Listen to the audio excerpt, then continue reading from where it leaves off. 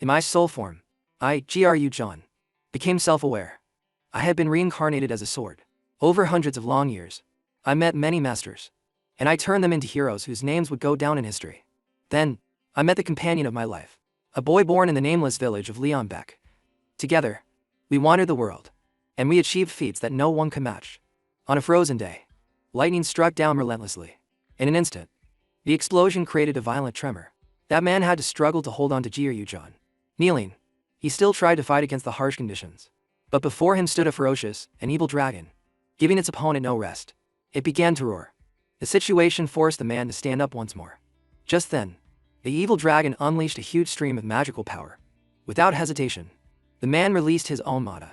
With an explosion of power, Theetnik was instantly dispelled by him. Then, the man smiled and said, "Let's go, my friend." As soon as he finished speaking, he charged straight for his target. Sword in hand, the evil dragon only had time to see his determined expression. In the next moment, he leapt high into the air. His sword swing aimed straight for the evil dragon's head. And then, finally, a precise, finishing slash was delivered.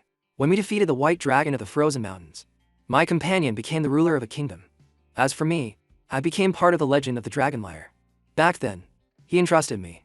John, please, take care of my descendants. And this I remembered, as it was passed down to the descendants of that companion. Opening my eyes again, John sensed a commotion.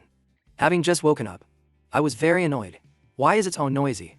But a minute later, John had to exclaim, "How distracting. What insolent fool dares to shake this body?" Meanwhile, Enran was shouting, "From now on, I am the master of the sword." The others hurriedly tried to stop him. "Your Highness," the soldiers tried their best to persuade him. "That is an item that no one but His Majesty is allowed to touch. Please return it to its place." Hearing this, John showed his surprise. "What? A prince?" He immediately looked back at Enrian. "This pig?" On the other hand, the boy continued to cause a scene. "Silence. There is nothing in this country that I am not allowed to touch." This made it very hard for John to believe. This can't be. He then quickly activated judgment. I must check with my power. When the information panel appeared, John was truly speechless. Seeing the name Leon Beck, he's definitely a descendant of my companion. However, he muttered in disbelief. A descendant of the Sword Saint has this kind of potential. And Ran was fuming. As long as I have this, neither His Majesty nor the nobles. His tone became resentful. Will be able to ignore me anymore. Seeing this, John felt even more contempt. What a ridiculous fool, daring to spout such nonsense. But the boy didn't know. So he yelled, "Oh great dragon lair, lend me your power." John immediately retorted, "Are you insane? Why would I ever lend my power to someone like you?" Despite this, Enrian arrogantly screamed, John. He swung the sword wildly, terrifying everyone. John, Your Highness, please calm down. You are not allowed to draw a sword in the royal palace. But their pleas were met with anger. "Shut up. How dare you give me orders? Do you want to die?" While running, he threatened, "Once I have the power of John in my hands, you trash will." At that moment, Aniran's body suddenly stumbled. Accidentally, the blade turned towards him. And in a flash, the sharp point drew closer and closer. The next second, the soldiers' faces turned grim. Adelia quickly covered her mouth to stifle a scream. The next second, a panic shout rang out, "Your Highness!" Amidst the situation, John also panicked. No. As for them, they hurriedly told each other, "Call the physician immediately." And when he looked back at Andrian, he realized, the one who got stabbed by the sword is this bastard. Suddenly, John's consciousness began to fade. My vision is getting blurry. Though unwilling, he only had time to think. At this rate, I'm going to pass out for the first time in my entire life as a sword. If Prince Andrian ascends to the throne, this kingdom will have no future. He inherited none of the royal talent but is first in line when it comes to arrogance. He has no ability. Yet his greed is the greatest in the kingdom. He is a stupid, lazy, and cruel pig. That is the first prince. And ran Leon Beck, like a dark cloud covering the kingdom's future. After that prince was stabbed and lingered at death's door before waking up, a strange rumor began to spread. The servants started gossiping about Prince Andrian. Lately, it seems he's changed a little. That's right. He doesn't flip the dining table like before. And he doesn't hang out with his gang of thugs anymore. Right? Then they started to mock. Even the infamous first prince must feel some shame. Isn't he just lying low out of fear? Just you wait. After a while, he'll be back to his old ways. In contrast, Enran was in his room. However, the protagonist of the story, Prince Andrian couldn't care less about those rumors. I can't believe His mind was now in utter turmoil. Killed my companion's descendant and took over his body. Just then, an announcement came from outside. Your Highness, His Majesty has arrived. Please quickly arrange your attire to receive him. Hearing this, he furrowed his brow. That old man didn't even visit when I was about to die. Why is he here all of a sudden? The servant beside him quickly reminded him. Your Highness, the sharp-haired royal knights are very close by. She said timidly. Please be mindful of your words. His tutor appeared with a stern look. I heard you return from the brink of death. But it seems that spirit of yours is still the same.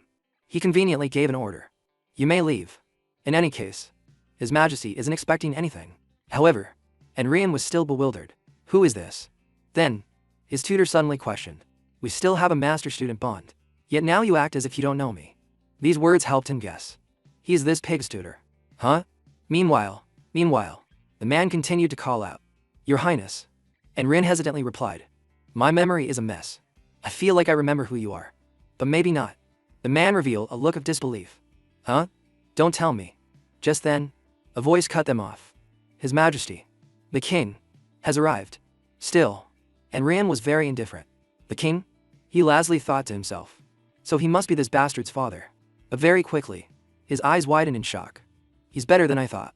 Before Enrian, the Emperor stood coldly. I thought that as time passed, the blood of the lion had been diluted into the blood of a dog. He had to admit it himself. But looking at the King, maybe that's not the case. The Emperor suddenly spoke up.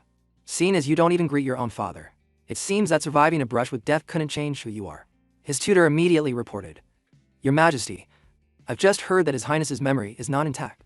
A soldier hastily exclaimed. My goodness. What a disaster. Why didn't the royal physician report such a serious matter to your Majesty? Summon the royal physician to examine His Highness at once. Afterwards, Enrian was examined again by the royal physician. However, the man was certain. I find no abnormalities in His Highness's royal person. Then the royal physician made a diagnosis. However, it's possible this is a temporary condition caused by mental shock. The Emperor then muttered to himself. Amnesia. As for him. He felt worried. Did he figure it out? However, the Emperor said sarcastically. How convenient it would be if you were to say you remember nothing now. Just like that. The Emperor directly criticized him. Does that mean everything you've done until now never happened? Before he could understand, the Emperor continued. Sometimes, people make wrong choices. One can commit acts condemned by the whole world. If they later realize their mistake and never repeat it, then that can also be called a learning process. With disappointment, the Emperor growled. But you have forgotten all of that. Not finished, he also blamed him. Because everything has become as if it never happened. You haven't taken a single step forward from your past mistakes. Finally, the Emperor decreed. And in the future, you will never be able to improve. Now his tutor quickly interjected. Your Majesty, please calm your anger. Even so, Enrian was quite shocked. He's cursing me right to my face. Seeing him turn away, he silently cursed. Damn it, I've really stepped in it. Forget being treated like a prince. It seems I'm not even considered human. Then Enrian looked down at this body. Just what kind of life did this kid live? Just then, he was suddenly pulled away. And then, the Queen immediately hugged him and comforted him. I heard everything. You must be so confused. Your memory will return soon. She even held him tighter. No, that trivial past. What does it matter if you don't remember?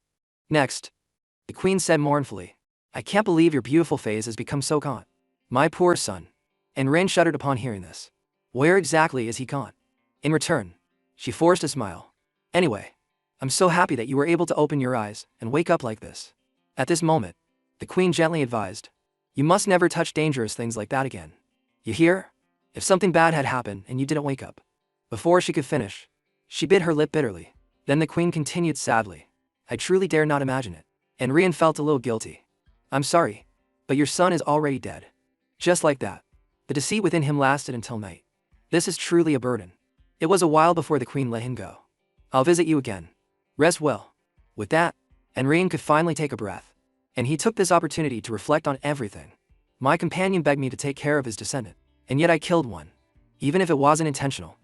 I was the one who ended his life. The more he thought, the more wistful he became. Since things have come to this, what can I do?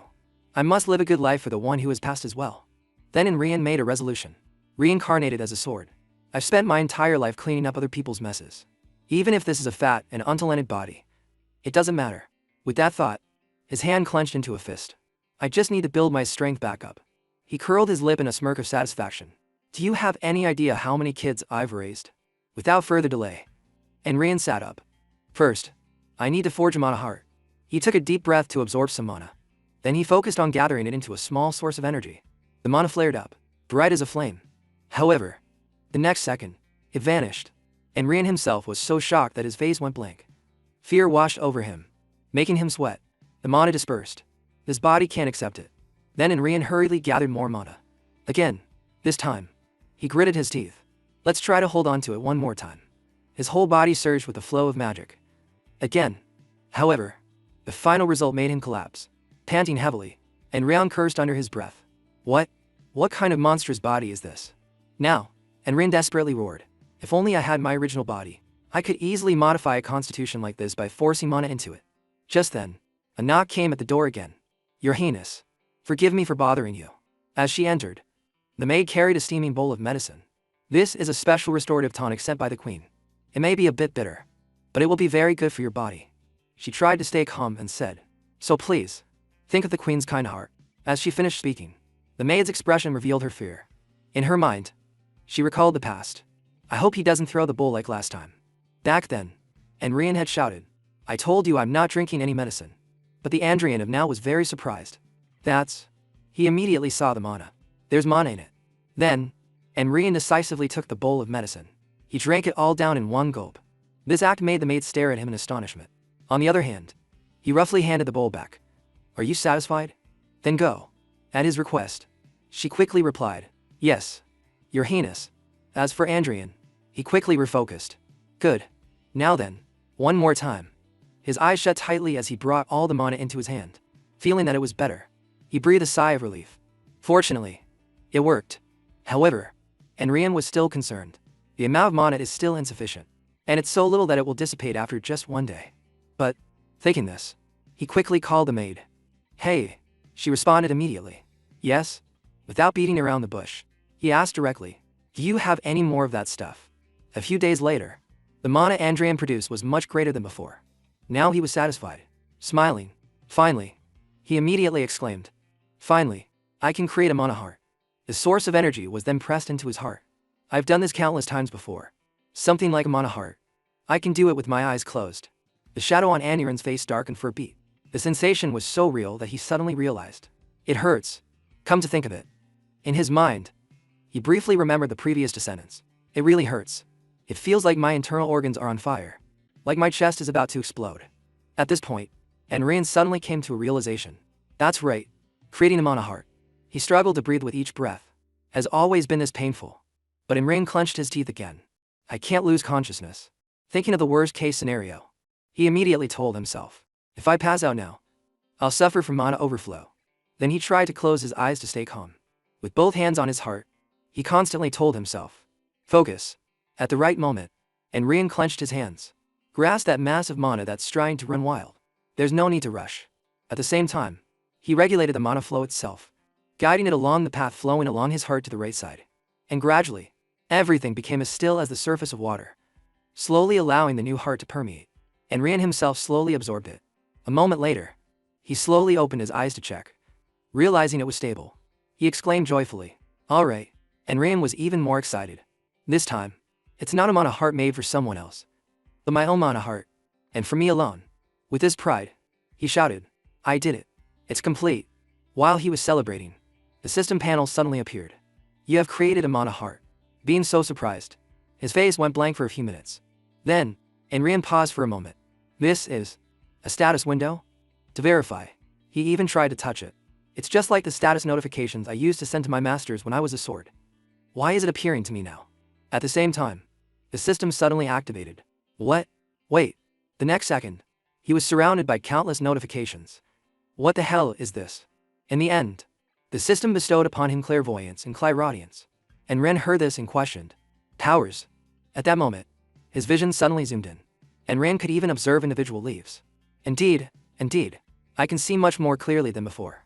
Not only that, he also faintly heard some voices. Inside. Sound. Can hear. What was said? Everything outside reached his ears. You don't know. His personality. He probably threw a huge fit. And Rian immediately showed his surprise. I can even hear the noises outside the door. However, he was soon interrupted by a headache. The system also quickly reported that his mana was depleted, and Rian suddenly understood. So that's it. So this is what extremely limited means. At the same time, he felt quite regretful, detecting everything in all directions without a single blind spot. The absolute senses I possessed as a sword are now gone. Standing in the middle of the large room, he thought to himself, right now, by scraping together this meager amount of mana, like a mouse's tail, I can only eavesdrop on sounds outside the door or see things a little more clearly. And Rian reassured himself, perhaps things will change once I expand my mana pool. Just as he finished speaking, his stomach let out a long growl. His mood soured accordingly. I'm hungry. The servant quickly reacted. Food will be brought up immediately. In contrast, and Rian was telling himself, first, I need to focus on adapting to this human body. Not long after the meal, the queen entered cheerfully. How praiseworthy. She praised him continuously. You drank every last drop of the tonic this mother sent you. You finally learned to cherish your own body. Just then, a person appeared, and the queen suddenly said, oh, that's right. She then asked him, do you recognize who this is? And Rian immediately denied it. No, I don't. Hearing this, she worriedly instructed Beo. It seems he really has lost his memory. So you must help this child. Little brother. When Rian heard this, he faintly guessed. I was wondering who it was. Turns out he's the queen's younger brother. Meanwhile, the queen was persuading him. After all, isn't he your only nephew? On this side, Boo just chuckled. Sister, you make it sound like he lost something important. It wasn't a good past anyway. As for him, he immediately judged. Just by looking, it seems he doesn't like me. In return, he started to speak in a low voice. Let me make one thing clear. Boo directly declared, all I can do for you is help you get rid of some of that excess fat. Then he emphasized, I can't give you anything more than that. So give up any useless expectations. The queen also quickly nodded. That alone is more than enough. Even so. Boo repeated himself. Don't you forget that feeling. Amidst the situation, only he remained confused. And facing Andrian was a frightening look from Boo. When they got to the training grounds, he pushed him down without hesitation. Then, Boo announced sternly. From now on, eating, drinking, breathing, you must have my permission for everything. If you expect to be treated like a prince, then give up that idea right now. He also smirked sarcastically. Try your best. Who knows? I might change my mind and teach you a little of our family's secrets or darts. And Rain couldn't believe what he heard. How ridiculous. From the trainer who taught the undefeated knight and was the master of the founding king who built this country me. Despite this, Boo continued to criticize him. Look at all that fat of yours jiggling. You must be furious. Suppressing his anger, he spoke up. Uncle, let's make a bet. And Rand faced him directly and proposed. Within half a year, I will make you acknowledge me. I have to wipe that arrogant look off his face. At the same time, he set a condition. If I fail, I'll do whatever you say. Uncle. However, if I succeed, you must grant one of my wishes. Boo found this interesting. Afterwards, he agreed. All right, it's a deal. I should have at least something for entertainment. However, it wasn't long before Enrian screamed. This damn body. He looked at himself and regretted it. I spoke too soon. But, without a moment's hesitation, he immediately channeled mana to his legs. While jogging, Enrian thought, I have to use mana. For now, I'll focus on burning the excess fat all over my body. As soon as Boo sensed it, he was startled. That brat. Don't tell me. Just like that. He rushed over to stop him. Enrian, you. Boo deliberately slowed down to observe the mana flow around him. Next, he hurriedly asked, did you really create a mana heart? As for Andrian, the corner of his mouth lifted slightly. This? Then he pretended to boast. Yes. I just created it a little while ago. What's wrong? Do you regret making the bet already? However, what he got in return was a scolding. What the hell were you thinking? Creating the mana heart? Boo quickly questioned further. No. Forget that. Where in the world did you learn how to forge a mana heart? Look at you. It seems you don't even know what you did wrong. Enrian, on this side, was very confused. A mana heart, but the next words shocked him, is a crude technique that only low-class mercenaries learn. The words slipped from his mouth. Wuche. Enrian couldn't help but shout. What? Before him, Enrian was sweating from fear. It truly is the end of an era. The previous words echoed in his head. A mana heart is just a crude technique that only low-class mercenaries learn. Aniran's expression was a mixture of shock and disbelief. When he came to his senses, he quickly asked, what on earth do you mean? Boo immediately replied, it'll be faster if I show you directly. After speaking, he created a mana ring. Look closely. He was now staring with wide-eyed astonishment. Mana in the shape of a ring? Then the next second, he threw the ring at him. Just by touching it, it shattered Aniran's magic power. Bu explained at the same time. Mana chains have the property of breaking the sword aura from a mana heart. Moreover, it's much easier and more stable than a mana heart. He even added, even the I family, who stubbornly clung to the mana heart, completely collapsed 100 years ago.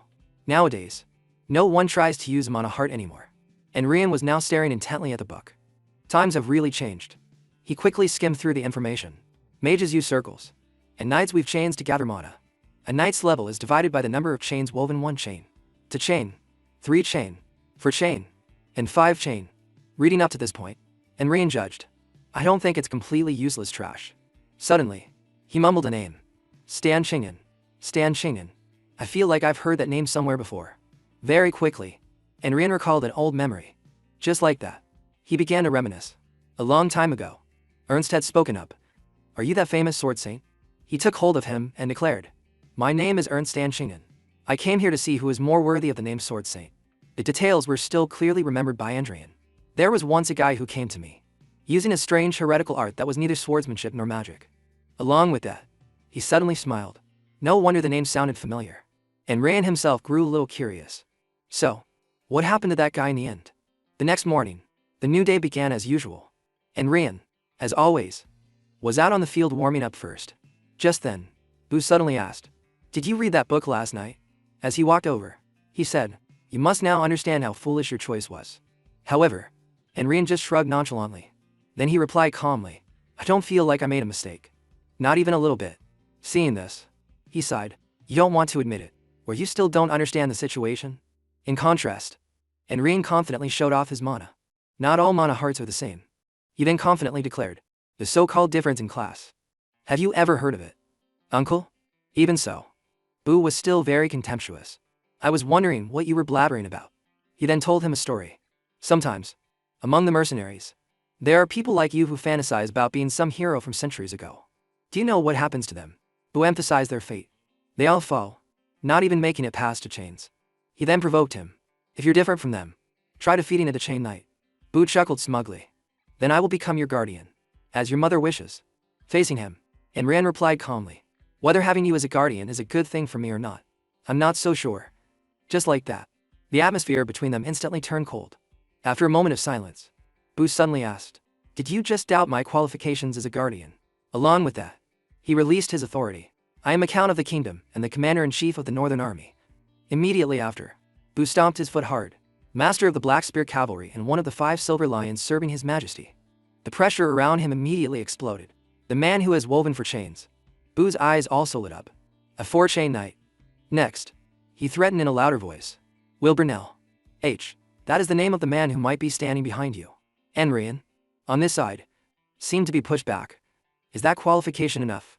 At the same time, the royal knights began to make their move. The swords they drew were extremely decisive. From Bu's side, he was quickly surrounded. Stand down. Countel. Even so, he only replied with a smug look. Meanwhile, Adrian also smirked. Don't you go back on your word later. A while later, he was so tired he lay on the ground. That's enough for today. Because the training was over, and Rain could rest for a bit. However, he himself was still trembling. That was a close call. In his mind, and Rian suddenly remembered Bu. Daring to challenge me. Thinking you'll get my recognition with that kind of guts. 2 chains? You'd be lucky to even beat a 1-chain knight. As he thought, he silently cursed in his mouth. That devil-like bastard. When he returned to his room, someone suddenly greeted him.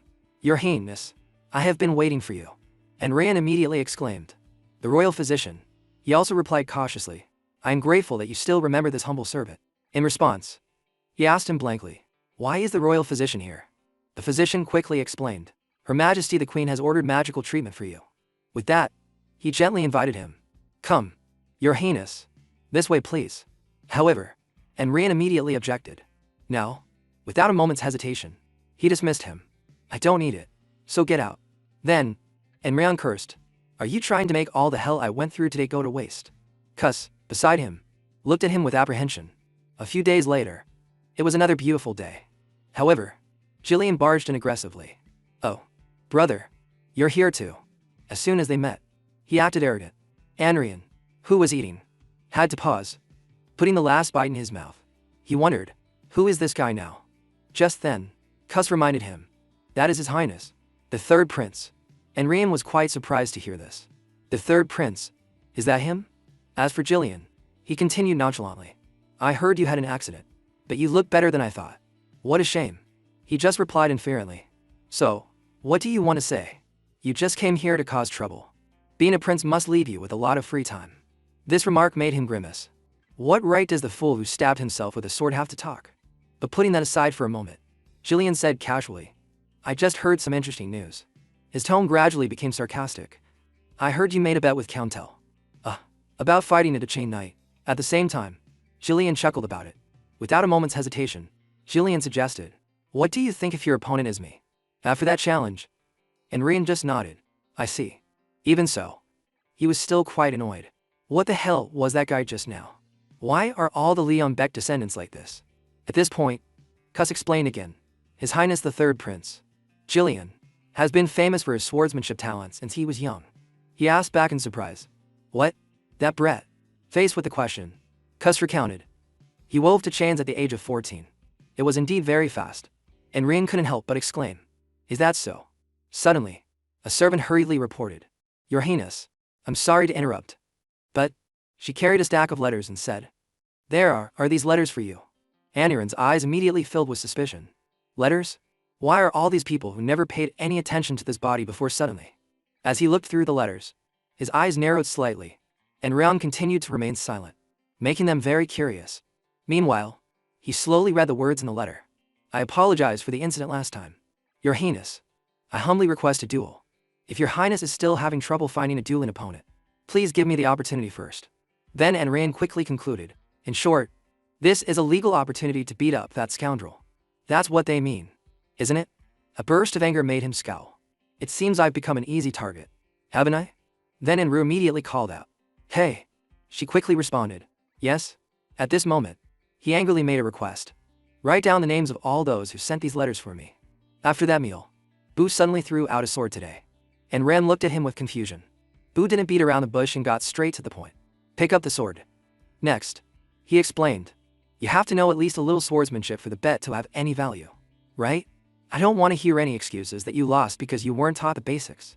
Seeing this, he thought as he picked up the sword. He could have just handed it to me nicely. What a strange personality. Just then, Rian suddenly shivered. His whole body started to tremble. My muscles hurt so much. And Boo quickly noticed. Wait. He held him back and asked. You haven't been receiving magical treatment. In return, Enro answered in surprise. As a knight, you should know this well. He calmly pointed out the issue. Magical treatment only restores muscles to their original state. It doesn't help them grow. Boo nodded in understanding upon hearing this. Right. Afterwards, he returned to his serious demeanor. Anyway, that's not what I intended to talk about today. Boo then drew his sword. I won't do this many times. So watch carefully.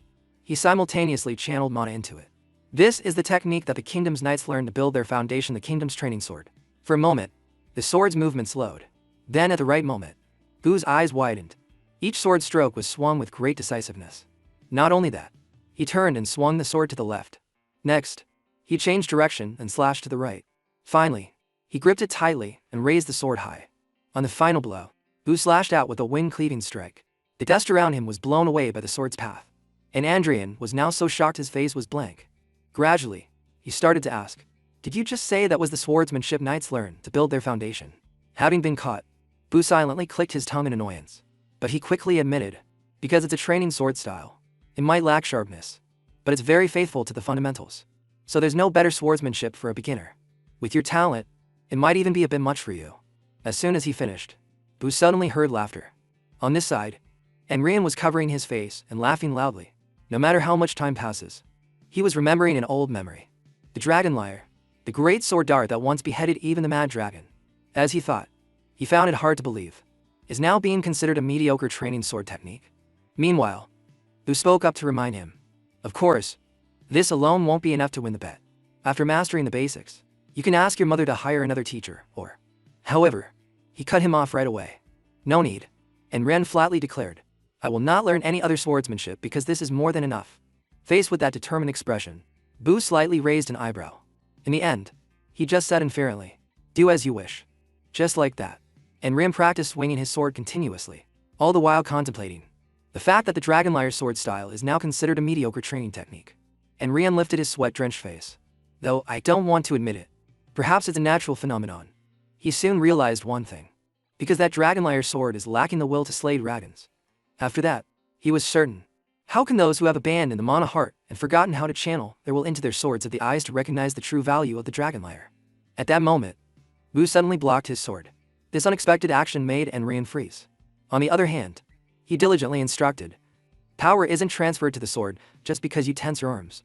Have you already forgotten what I taught you? While guiding him, Wu tapped his stomach.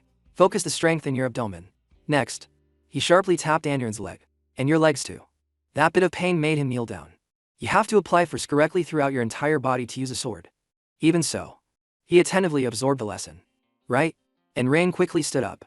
Even though my current body is just a weak and clumsy shell, unable to even imitate a knockoff Dragonlier sword style properly. With determination, he held the sword tightly. But I will prove that the Dragonlier sword style is not some old-timer's junk to be thrown away like a pair of worn-out shoes. In the following days, his steps gradually became stronger. 1 day, 2 days, today, and Rian continued his jogging. 3 days. After running, he practiced basic sword swings. A week has passed. In addition, he also constantly practiced mana. And then a month passed. At the moment he was trying, the system suddenly reported his progress, and Rian immediately stopped while it continued to update. Along with that, his posture had become more refined. His sword strokes became much sharper and faster, and the more he practiced, the more excited Rian became. He unconsciously immersed himself in it. The sword feels more natural than a month ago. Suddenly, a voice of intervention rang out around him. Stop. However, Rian completely ignored it. Stronger than yesterday. His eyes were fixed on the blade. Boo still tried to call out. Stop. But he continued to swing his sword. More perfect than just now. It wasn't until he shouted loudly that he snapped out of it. Didn't you hear me say stop? His sword simultaneously broke into pieces and scattered everywhere. Amidst a torrential downpour, only 3 people remained on the field. In Aniran's hand, red blood began to spread. It even dripped down, coloring the rainwater. Only now did Rian blankly look over at his uncle. Then his gaze unconsciously drifted forward. What caught Aniran's eye was the wooden post, which had been burned to a crisp. Under the cold rain, the wooden post was still steaming. Being so surprised, Rian was frozen on the spot. Boo, beside him, exclaimed, "You idiot. Training on a day like this. If that were a real sword, you wouldn't have survived." His scolding made him slowly look back. At this point, Rian noticed his calloused hands. Next, he heard the system announce that super concentration had been newly created. Unable to contain his emotions, Rian suddenly burst out laughing. But exhaustion immediately set in. To more sessions of concentration like that, and I'll probably be struck dead by lightning. Cuz saw him faint and rushed over. Your Highness. In contrast, Boo was looking at Rian with suspicious eyes. Even though he had fainted, he still cursed under his breath. You foolish brat. Time passed by in a flash. After a while, Rian opened his eyes. As soon as he woke up, he hurriedly sat up. Did I just pass out? Now, he sighed in frustration. I don't know where the limits of this body are. As a sword, I achieved every possible accomplishment in the world. The nameless war hero, the sword saint, the king of mercenaries, the founding father, leading wars to victory, elevating the levels of both body and spirit. I have guided the path for heroes. Jaryu John, a wise advisor and an excellent teacher, but an existence that always stood on the sidelines like a third party. Returning to reality, Rain observed his burned hand. He immediately remembered the feeling from before. That's why I swung the sword until I reached that state, indulging in the feeling of turning all my sweat, effort, and labor into my own. Aniran's hand clenched slightly. At this rate, this weak body will soon collapse. I need to balance my mind and physique. With this thought, he quickly closed his eyes. It's been over a month since I formed the mana heart. I've accumulated quite a bit of mana since then. So maybe I can move on to the next stage soon. As soon as the words left his lips, the flow of mana began to surge. His mana heart simultaneously became clearly visible. The flame surrounding it immediately burned brightly. From a light blue, it turned into a more concentrated dark blue hue.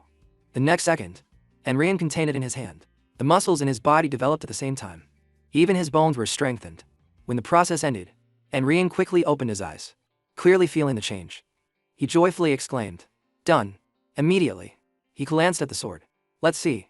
Rian didn't hesitate to grab it. When he tried a single swing, the system immediately promoted him to apprentice swordsman. With the sword in hand, he was now more confident. With this, I can master the basics. On that same day, Bu suddenly brought up a topic. Rumors are spreading throughout the kingdom. And Rian showed his surprise. Rumors? At this, Bu clicked his tongue with disgust. About that bet of yours. It's become so annoying that even I'm bothered by it. Then he urged, wouldn't it be better if you quickly found an opponent for a duel? Hearing this, he exclaimed, oh, that? Very quickly, Aniran's expression turned sinister.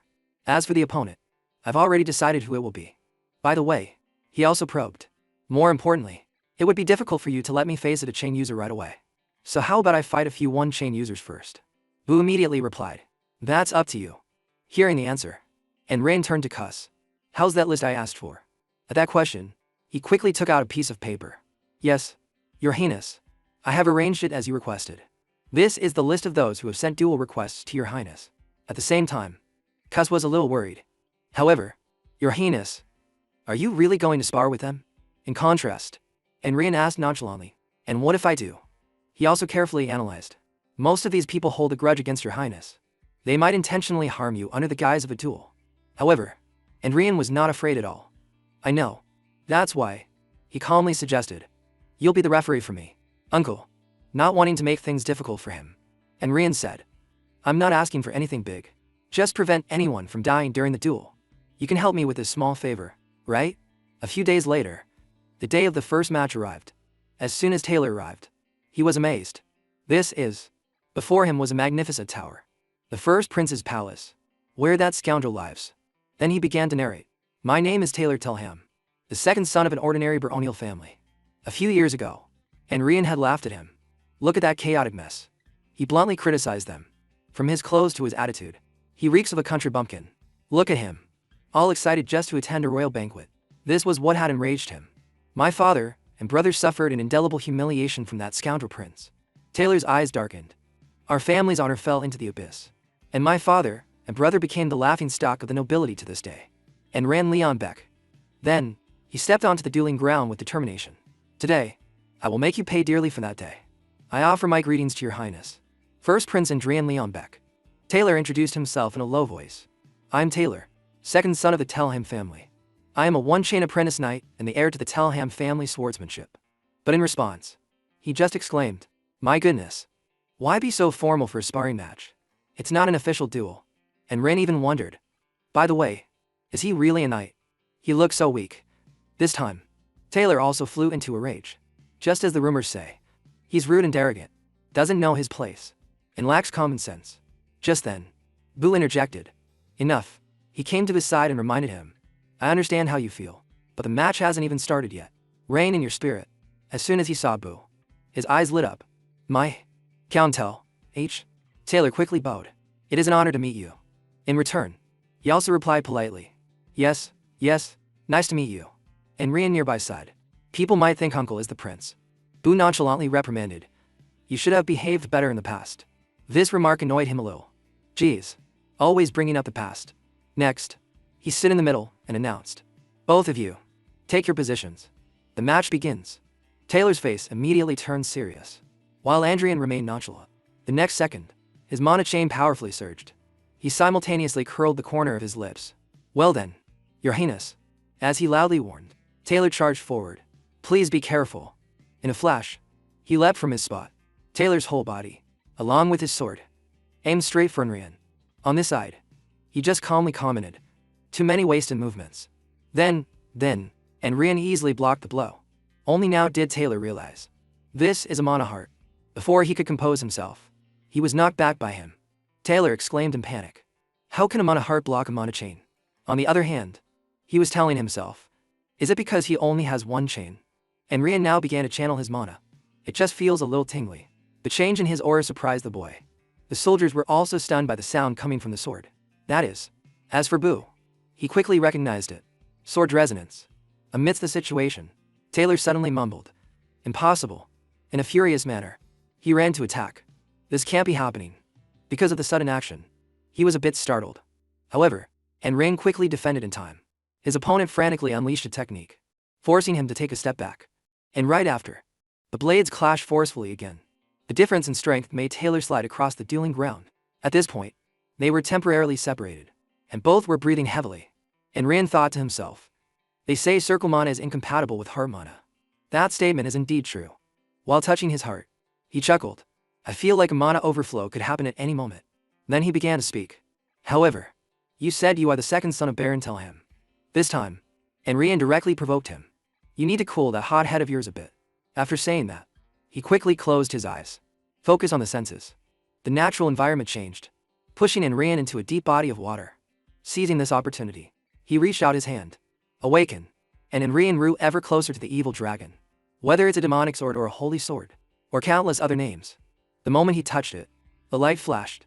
A part of my soul, the sleeping evil dragon, simultaneously opened its eyes, and Enrian began to merge with it bit by bit. The memory of the sword from its last activation, and the essence of the heart crafted to kill dragons, along with the announcement from the system. The dragon liar's heart beats once. For a fleeting second, Aniran's eyes turned crimson. The evil dragon now surrounded him, forged for the purpose of slaying dragons. This is the true power of the dragon liar's sword. As for Taylor, the killing intent from the dragon was threatening him. Fear washed over him, making him tremble. What in the world is that? On the other hand, Boo shouted tensely. Stop. However, Enrian had lost his reason and charged straight ahead. Seeing Aniran's appearance, he soon realized that sword was very dangerous. Flashing back to before, he had suddenly suggested something. Uncle, I have a favor to ask before we spar. Boo immediately looked over. What is it? Enrian said nonchalantly. If it looks like I'm about to kill my opponent. At the same time, Boo immediately touched the sword. Then, in the blink of an eye, he was right next to him. You have to stop me. Uncle. Boo immediately sent Enrian flying, causing him to crash into a stone wall. Then he continued to stand guard in front of Taylor. As for Enrian, he seemed to be unconscious after that blow. However, Boo himself had a sword pointed at him. The soldiers around immediately questioned him. Countel, what have you done? Depending on the circumstances, you could be charged with assassinating a royal. However, he spoke up to explain. Stand down. It was I who asked my uncle to do that. Cus was stunned to hear this. Your Highness. In contrast, Enrian was now struggling to wipe the blood from his mouth. I did ask him. But, and in the end, he still collapsed. I never said to knock me unconscious. This made them shout loudly. Your Highness. After the battle, the dragon liar's heart gradually calmed down. Only now did he take a breath. I thought my mana heart was really going to break. At the same time, Enrian reflected. My uncle's strength is truly different from those nameless one-chain knights. And I took that blow head-on. With a sense of satisfaction, he smiled. Luckily, it seems there are no long-term side effects. But it still really hurts. Then he smugly switched gears. Anyway, everything turned out fine. After all, I won the match. Just then, Boo spoke up. What are you smiling about? Enrian also turned over blankly. Huh? Seeing him, he asked curiously. What brings you here? In contrast, Boo immediately questioned him. What in the world did you do? His tone was harsh. What the hell was that heretical sword? I never taught you that kind of swordsmanship. However, he still replied seriously. I was simply being faithful to the essence of the sword. This answer made him frown. Daring to talk about the essence of the sword when you've never even experienced real combat. But Boo also gradually relaxed. So the essence of the sword, as you understand it, is killing intent. No matter how brutal and unpleasant it is also a fact. This time, Enrian suddenly pouted. That's surprising. He nonchalantly mocked him. I thought you were going to lecture me that the way of the sword is the perfection of the sword itself or something like that. And then go on a long tangent. On the other hand, Boo flatly declared, I am a soldier, not a knight. I am one who walks the path of victory rather than the path of righteousness. Immediately after, he continued. However, Boo warned sternly, your sword has gone too far. If your killing intent is too great, you won't be able to distinguish between friend and foe. Seeing this, he deliberately averted his eyes. And that's why you're making a big deal out of everything. Right? To fix it. At this point, he also declared, I will be watching you. I will see if you are devoured by the demon in your heart. And after 3 days of sparring came to an end, the sword suddenly struck the ground hard. And Rian suddenly struck up a conversation. You said you are Taylor Telham, right? He then praised him sincerely. You did well over the past 3 days. In his heart, Enrian thought, he had to endure sword strokes filled with unrestrained killing intent for 3 whole days. He really has endured a lot. Then he continued to guess. But it's a shame, isn't it? You would have felt better if you had at least defeated me once. But you couldn't. Taylor, on this side, just hesitated. That, before he could answer, Enrian called someone over. Bring that here. With the chest in the maid's hand, Taylor was surprised. Your Highness, what is this? He also quickly explained. I heard I did some terrible things to you in the past. I don't know if this will make up for it. And Rian sent a message along with it.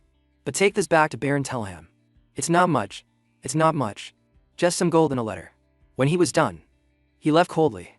Now go. Safe travels. Deep down, and Rian was certain. I have no obligation to clean up the mess made by that bastard. But just then, Taylor exclaimed, "Thank you, Your Highness." As for him, he continued to convince himself.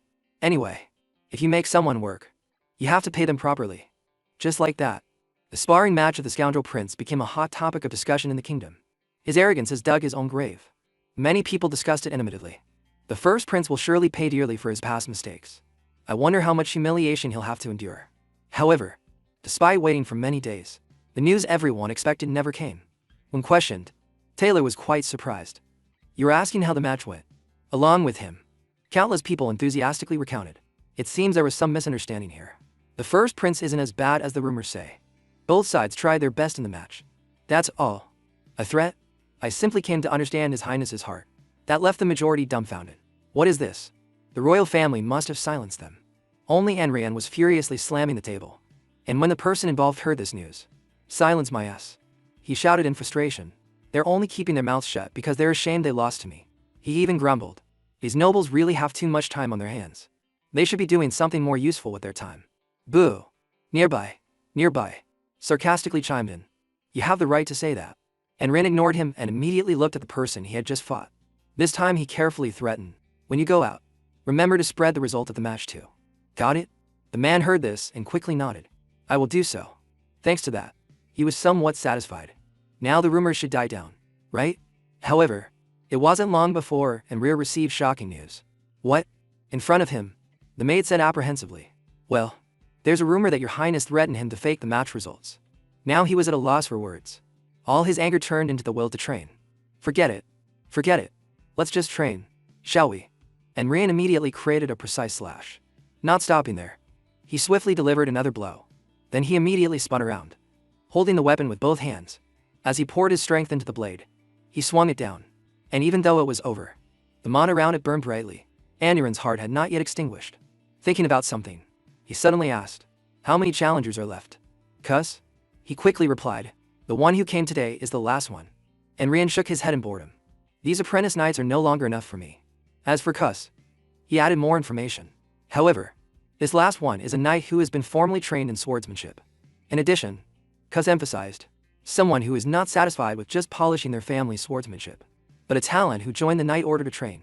His expression immediately brightened. An apprentice knight of the Iron Lion Knight Order. Just then, Arwen also arrived. Arwen Kagayan. The gate guards couldn't help but gossip. "Is that her? Look at the Iron Lion insignia on her armor. It must be her." Along with that, they passed around rumors. The flower on the cliff, the rose with thorns, the one who has broken the hearts of countless young men. On this side, she still strode slowly. The soldiers continued to marvel. "She truly is a great beauty. I can't believe a woman like that would come here on her own." Suddenly, they uttered a sentence that made her stop. In a way, the prince's talent too. Arwan's gaze turned cold for a moment. Anyway, along with the judgment, her stern appearance became clear. Wouldn't it be ridiculous if the prince was embarrassed by that woman?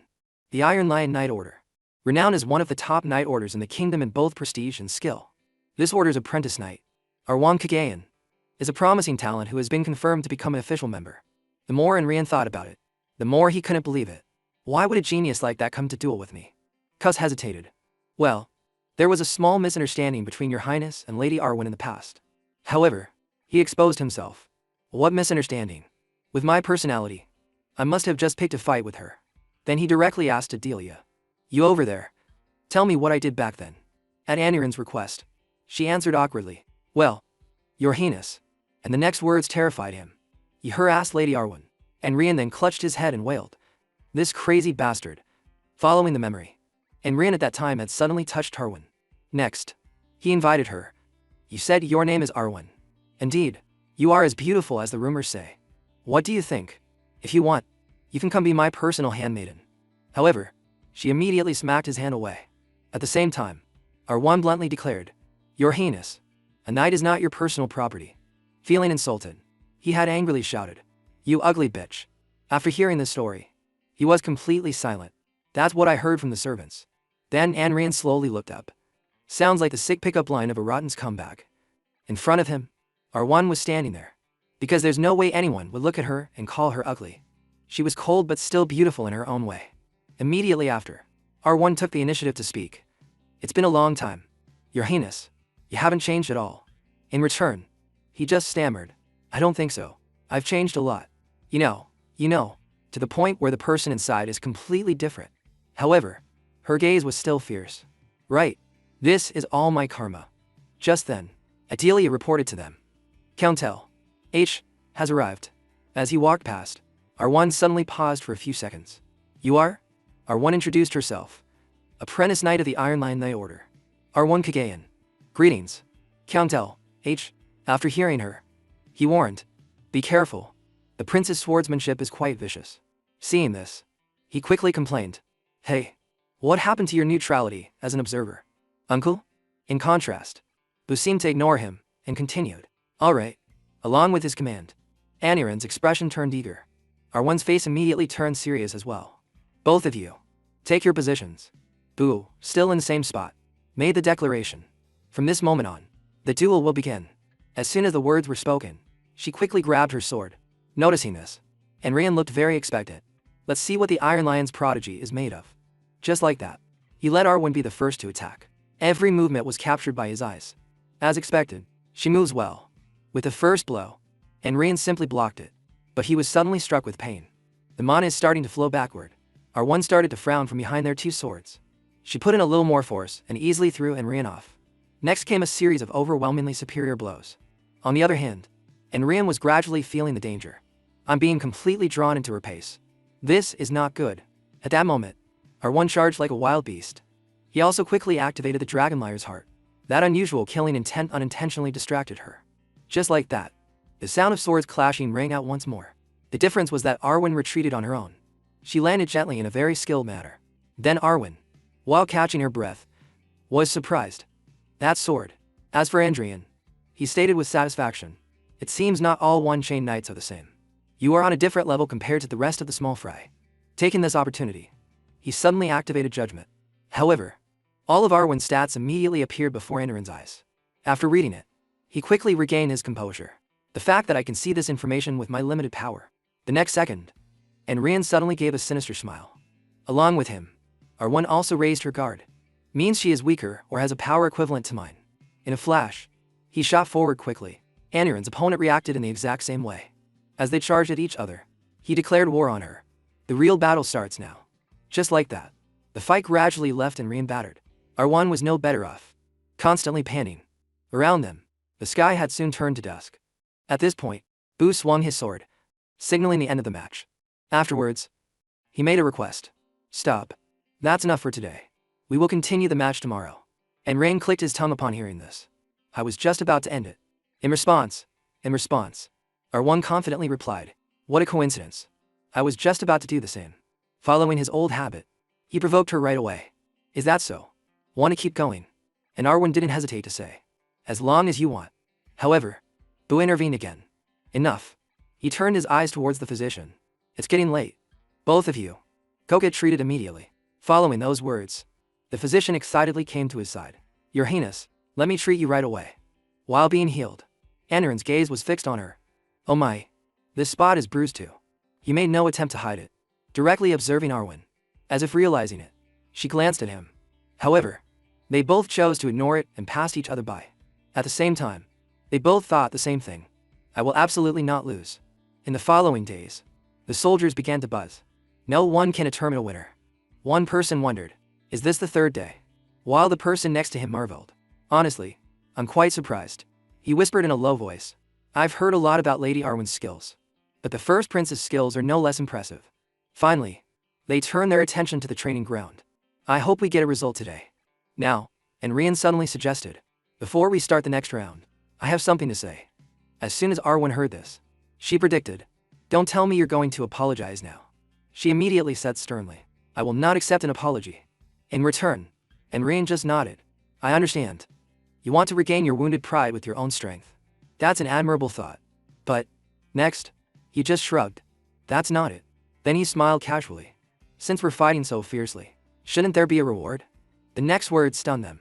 The loser will have to grant one wish of the winner. How about it? If they say kneel, you must kneel. And if they say out ow and apologize, you must do it. As for Arwen, she hesitated, unable to answer right away. The other soldiers exclaimed, Your Highness is a member of the royal family. How can you say such things? Please take back those words. And Rian also immediately dismissed them. Outsiders, stay out of it.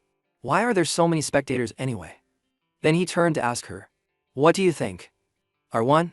Very quickly, she carefully gave her answer. Although I am just a humble apprentice knight, I am also a member of the Knight Order loyal to the Leon Beck royal family. I dare not commit such an act of disrespect towards your highness. Arwen's attitude quickly changed. However, if that is what your highness permits, then perhaps I also have the right to receive the prize of the bet. This reaction pleased Rian very much. Good thinking. The next second, they charged at each other furiously. Don't you go back on your word later. This time, Rian attacked decisively, so the sound of the swords became ear-piercing. Arwen was not to be outdone, unleashing a wide area attack. Waiting for an opportunity, his eyes flashed red. Without waiting for her to compose herself, Rian swiftly struck down. At that moment, Arwen was stunned. So fast. He wasn't this fast yesterday. And in her eyes, he now looked very crazed. Could it be that he was hiding his true strength? Gradually, the tide of the battle turned, and she was pushed back.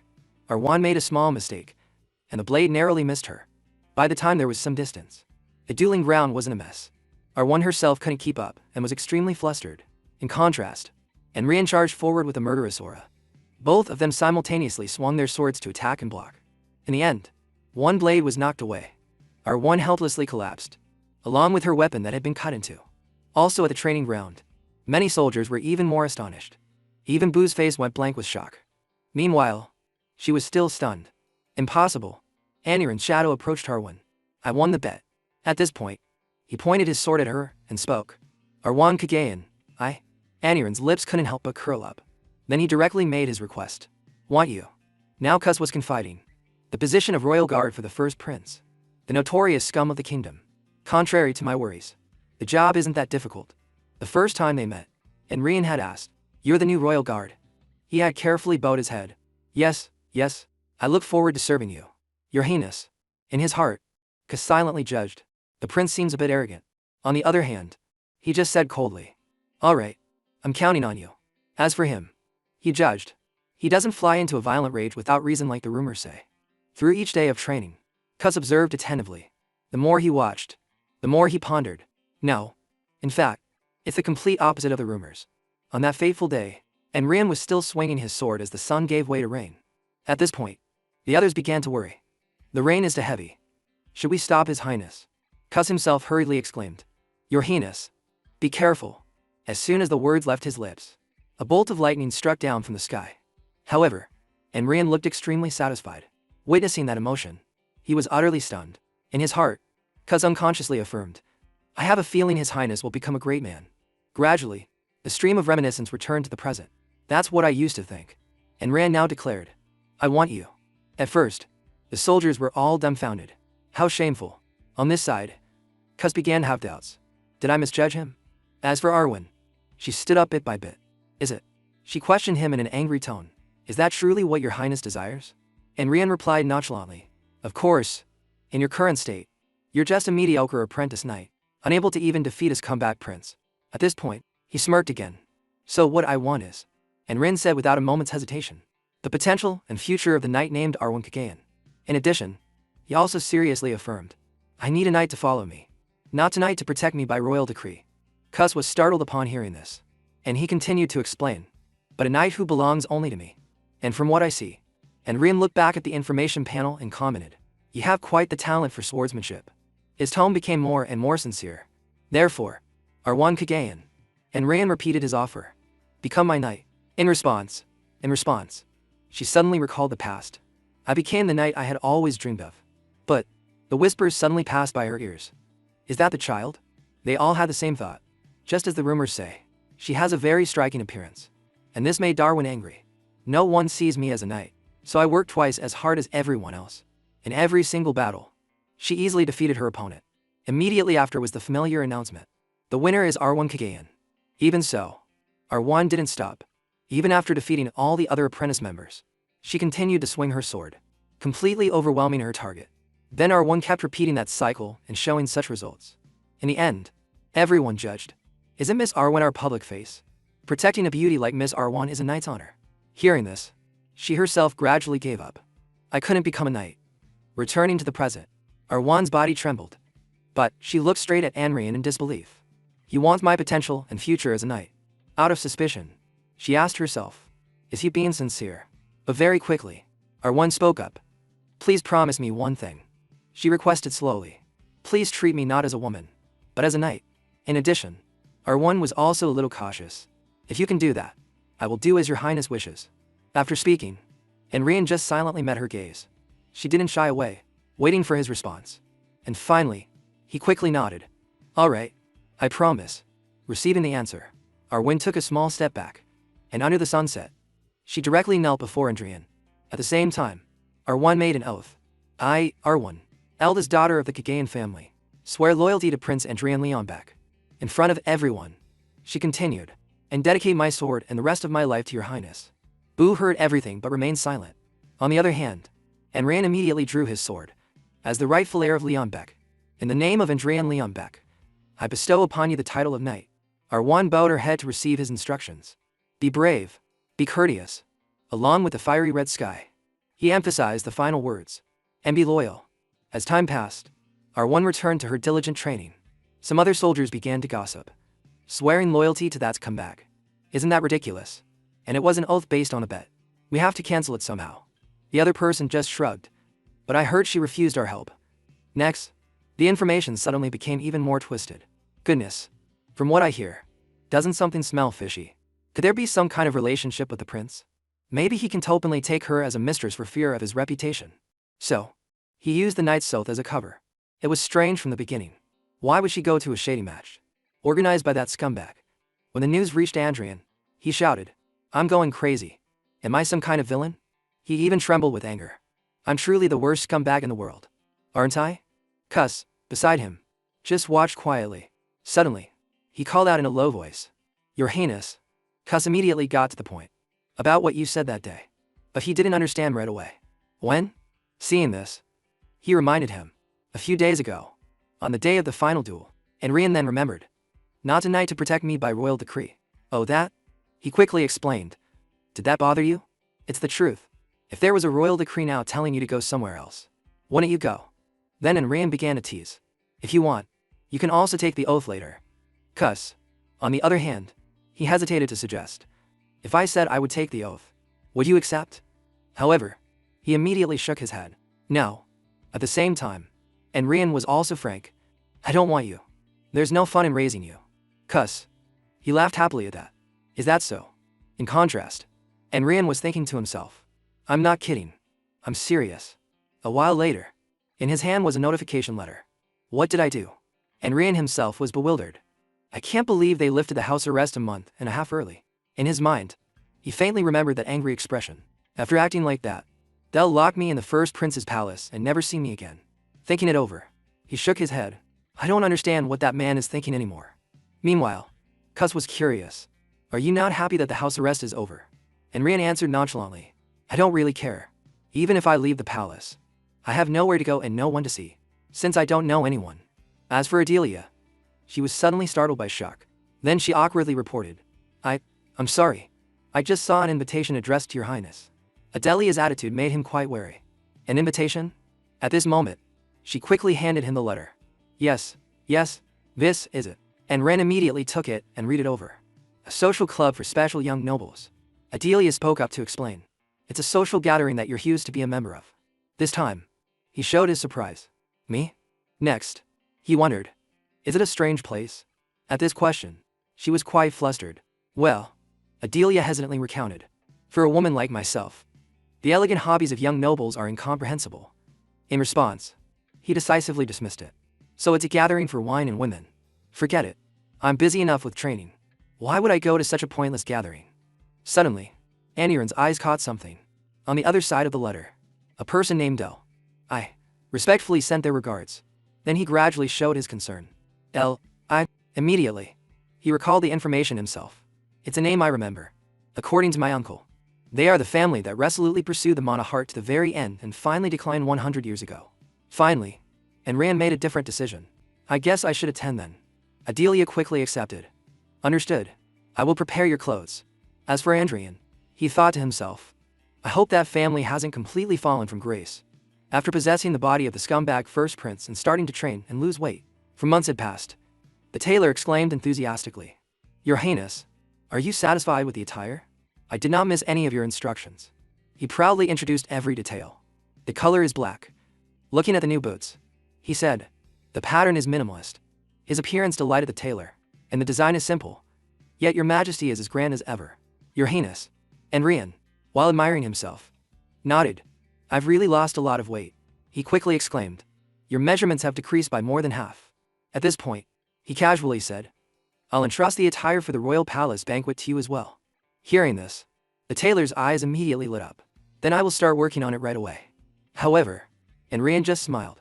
No, wait a little longer. By then, my measurements will have changed again. Then he set off for the party. A few days after the house arrest was lifted, I'm on my way to that damn social club for special young masters. Cuz continued to serve as a knight and was in charge of protecting him. In the carriage, Rian unconsciously yawned. Being a prince is such a tiring position. His mood was no better. Clothes, carriage, guards, everything is suffocatingly annoying. Suddenly, Aniran's attention shifted to something else. Opposite him, Adelia was startled with fear at being singled out. You. He then looked at her neck and asked, What's that scar? Upon hearing this, she quickly admitted her fault. It is due to my incompetence. Your Highness, it was for something you rightly scolded me for. On the other hand, Rian was starting to regret it. Again, why is it that the more I dig into this body's past, the more horrifying stories I find? Seeing Adelia trembling, he suddenly grew curious. Come to think of it, I've seen that maid for months and I don't even know her name. Then Rian took the initiative to speak. You. What's your name? Adelia accordingly answered. I am Adelia Bayan. Your Highness. His expression immediately turned to one of astonishment. Bayan. Meanwhile, she just said in a small voice. It's a family that barely has a name on the list of nobility. But Andrian thought very differently. I never expected to hear this family name. That name again in a place like this. Amidst his countless memories. In the distant past, when even city-states didn't exist, let alone kingdoms.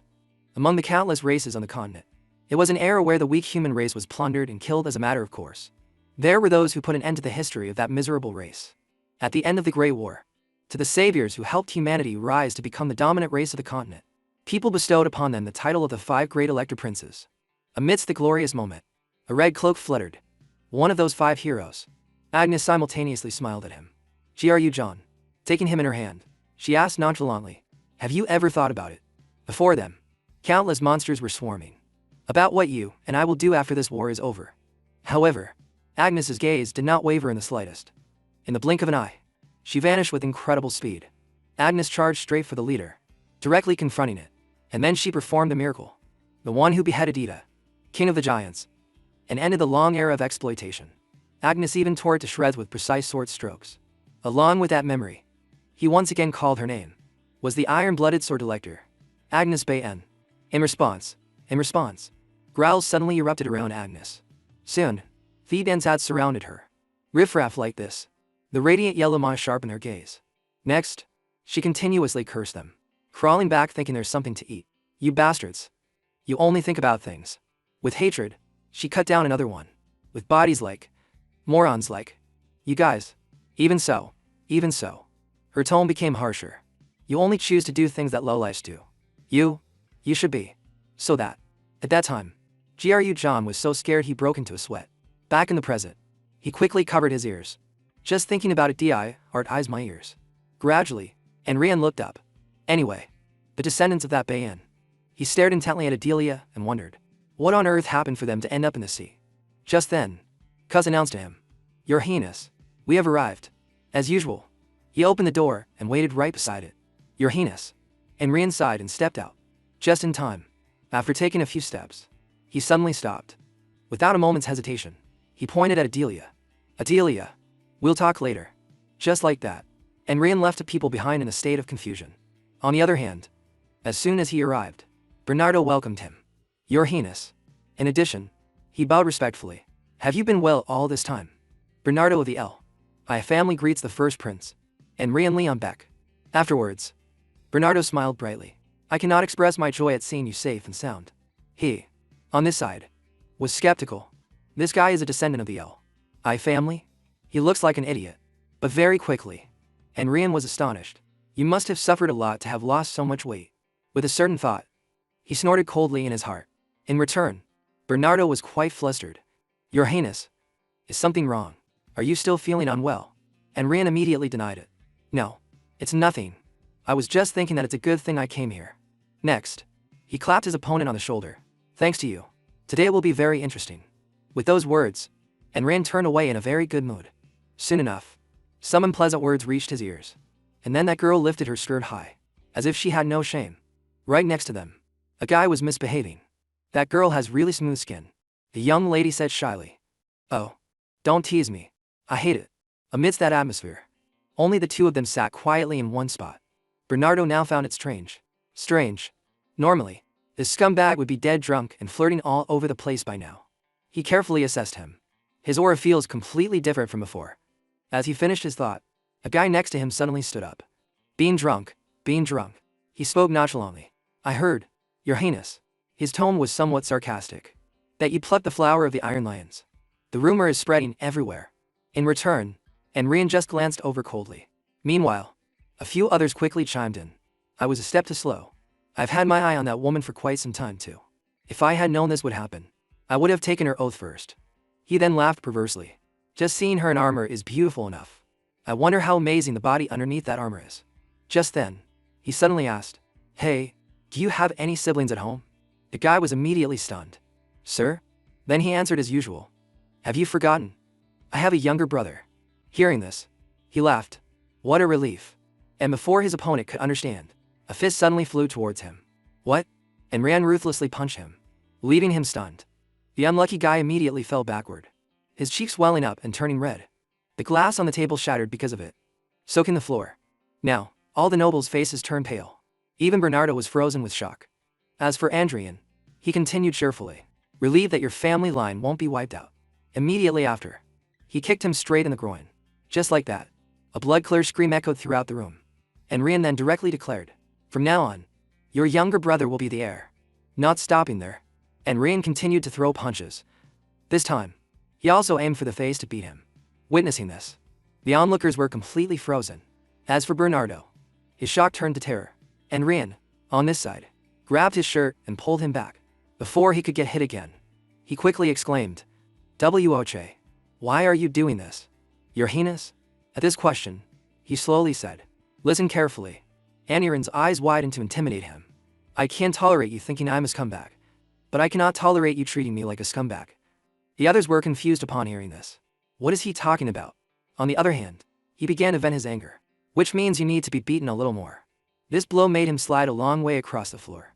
The atmosphere immediately became tense because everyone was scared. When Enrian approached, the other noble was already unconscious. Seeing this, he called out, He quickly knelt down. Yes, Your Highness.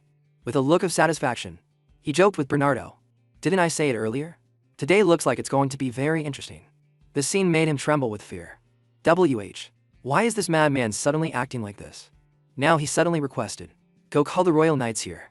As soon as he heard, he immediately rushed off. I will obey your command. While Bernardo was leaving, the room returned to its tense state. Enrian glanced around and stopped at one spot. He immediately gave an order. You girls over there, leave this place. At the same time, there was a guy who was wary of him. Thinking he didn't know, he started to back away. However, Enrian noticed right away. I said the girls. At the same time, he didn't forget to threaten. If you want to leave, feel free. But if you do, you'll be leaving as women. Remembering his earlier action, they quickly stood still. Seeing that everyone was being obedient, Enrian slowly strode forward. His tone was as gentle as a story. None of you bothered to kneel properly before a prince, nor did you show any respect. He reminded them bit by bit. You mocked me right to my face. Reaching this point, he glared at them and insulted my knight. Even so, Enrian intentionally asked, in this case, what crime can be charged? The knight Bernardo had called answered immediately. Because they have to stay in the royal family. It constitutes the crime of lesión majeste. The faces of several nobles immediately turned pale. And Cos continued to explain. And furthermore, because they have challenged the authority of the royal family. This is also akin to the crime of treason. Then he stood formally beside Andrian. Please give the order. Your Highness. Which one of them shall we make kneel? At this question, his lips curved into an amused smile. Very quickly, Enrain gave the answer, all of them. After that party, the Emperor directly questioned him. You've caused a huge incident right after your house arrest was lifted. He immediately recounted everything. 14 children of nobles were arrested for lese majeste and treason. You've pinned every major crime you could think of on them. Finally, he asked in a low voice, do you realize what you've done? At this moment, the Emperor was very angry. Because you have used the authority of the royal family. They must be severely punished. But with 14 families involved, we can't just ignore the fierce opposition. As if understanding the matter, he said nonchalantly, Father, are you worried about the opposition? Then Enrian casually explained, they are the ones who are cast aside even within their own families. They are already mabum trash who only tarnish their family's reputation if kept. Next, he proposed a solution. Send letters. The Emperor was puzzled upon hearing this. Letters? To whom? He didn't beat around the bush. Father, you're asking when you already know. Aren't there people who can handle the gossip within each family better than anyone else? Enrian smiled as if it were obvious. The siblings of those arrested scumbags. With that, he intentionally probed the Emperor. Am I wrong? In the end, he had no choice but to order. Leave. This made him extremely pleased. As you command. See? There's nothing to say. Right? When he returned, Enrian tried to appear harmless. Now, you don't have to be so tense. I won't harm you. Adelia, on this side, immediately trembled with fear. Your Highness, what has this lowly servant done wrong? This reaction unconsciously startled him. This scumbag must have tormented her quite a lot. And Rian himself remembered his earlier words. It's a family that struggles just to have a name on the list of nobility. He quickly came to a conclusion. Even the direct descendants know nothing about the Bayan family. Their glorious history has been erased, and their unparalleled skills have been lost. Thinking this, Enrian felt a bit resentful. Their resounding fame, their lofty pride. At this moment, he was using judgment to examine Adelia. All of it has vanished without a trace. And yet, however, the next second, he was startled. Wait, hold on. Before Aniran's eyes, he clearly saw the Power Slayer. Berserker. What's with all these traits? Agnes's crazed appearance immediately flashed by. And at the same time, in contrast to it, Adelia only had the trait Fragile Heart. And Rian was now gaping in utter astonishment. She possesses invincible talent but lacks any traits to control her madness. Then he looked at her with concern. Is it really okay for me to unleash that madness upon a world?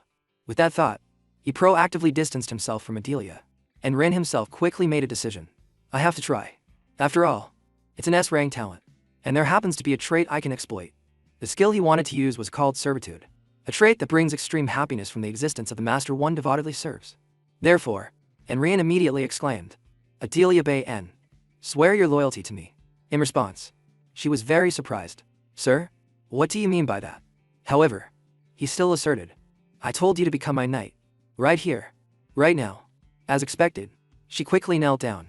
Your Highness, that is not a task that this lowly servant can undertake. Then he began to set conditions. You said your family is obscure. I will take responsibility for your family. Aniran's tone became serious. In return, you must swear loyalty to me and serve me as your master. After speaking, he immediately observed her expression. If you can't control your madness yourself, I will hold the reins for you. As for Adelia, she asked awkwardly, will you really take responsibility for my family? He quickly answered, yes. Then, Enrian affirmed, if you wish, I will summon them to the capital so you can see them anytime. And this time, she looked very happy. I will do as you say. Then Adelia quickly bowed her head. Adelia, eldest daughter of the Bayan family, swears loyalty to His Highness. First Prince Andrian Leonbeck. On this side, he silently looked at her. I will serve you as my master, and dedicate my entire life to you. After she finished her oath, he reached out his hand. Good. Enrian directly declared. From now on, you will obey my orders unconditionally. She immediately responded. As you command. At that moment, Adelia gradually revealed a strange excitement. That reaction made him quite flustered. Was this the right choice?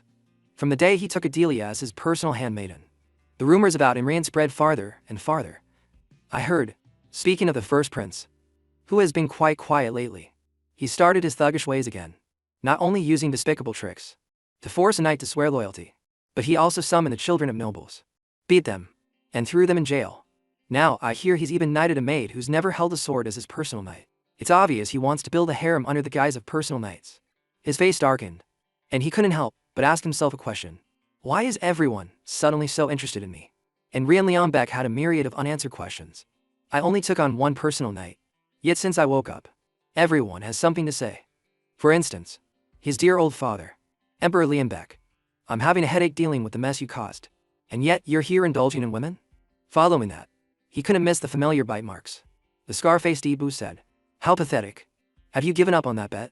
Even the young Julian Leonbeck took the opportunity to mock him over this. Nightina maid. How typical of you. Brother.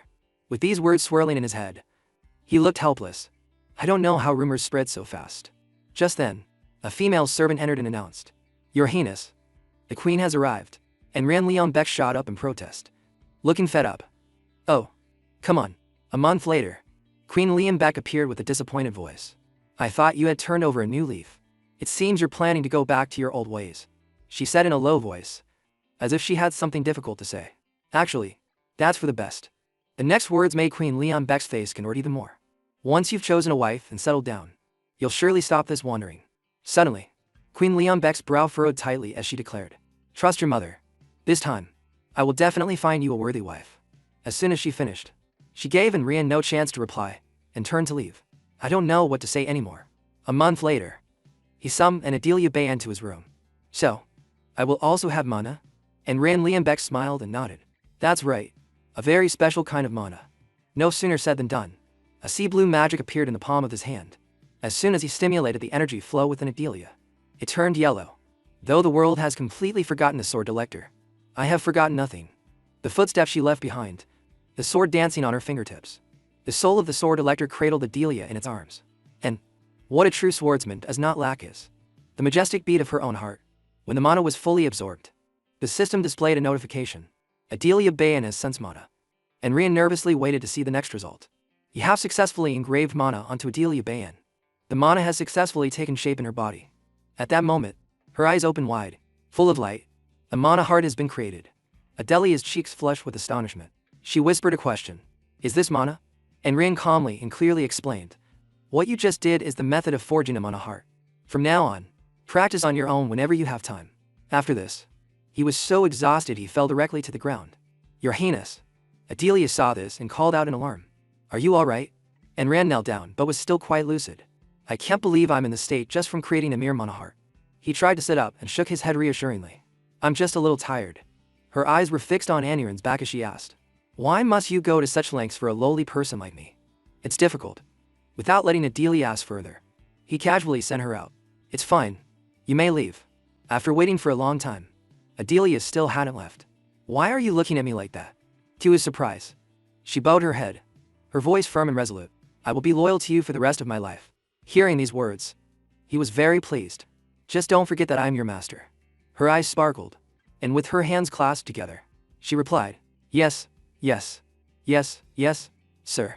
With that, Enrin turned and left, a chilling thought suddenly crossing his mind. "I'm afraid you will forget." His face darkened as he emphasized one word to himself. Truly, as time passed, a few days later, Kus came to see Andrian with no small amount of caution. "Your Highness, regarding Ern Stan Chingen, I heard he is being held by the Royal Guard as a witness to the recent commotion. It seems no one is allowed to see him until the trial begins." This made him quite curious, and he asked, "A trial?" And Ren Leonbeck's face showed clear boredom. "Don't tell me I have to attend this trial too."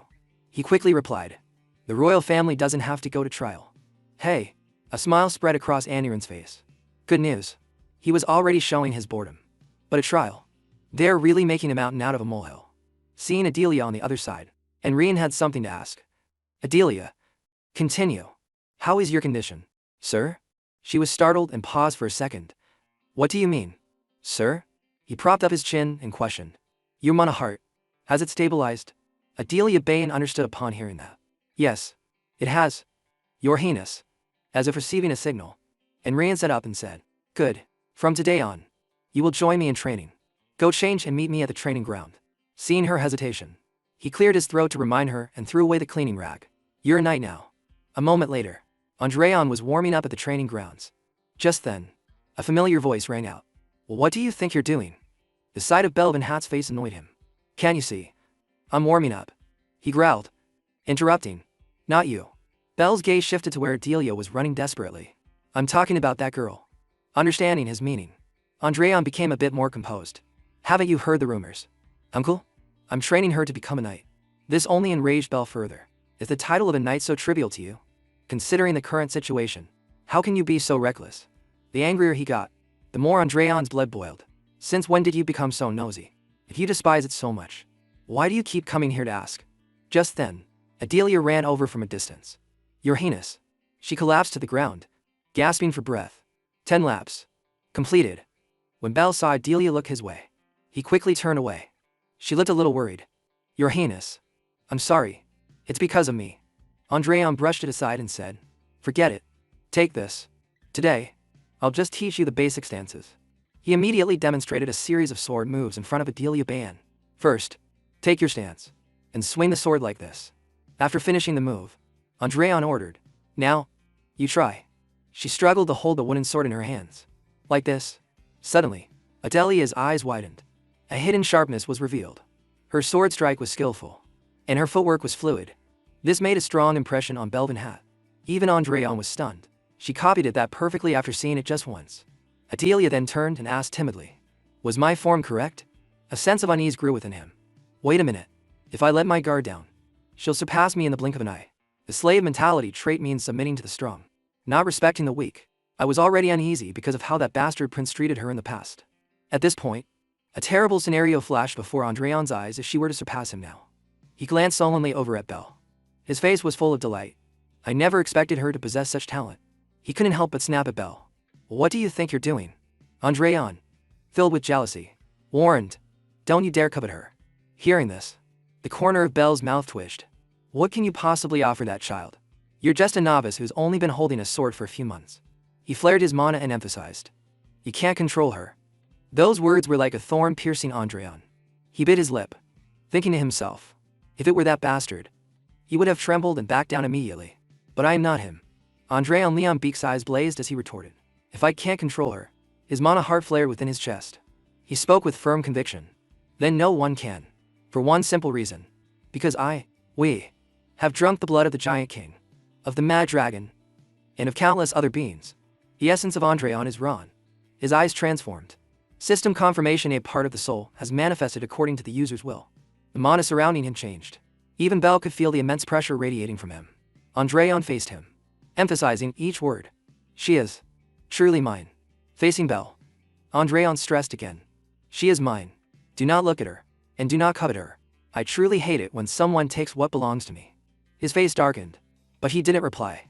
Unexpectedly, his eyes began to glow red with fury. Andreon Leon Beck let out a long breath.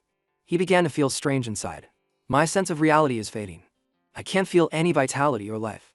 Only a sense of coldness and darkness fills me. Is this an omen? Andreon was filled with dread.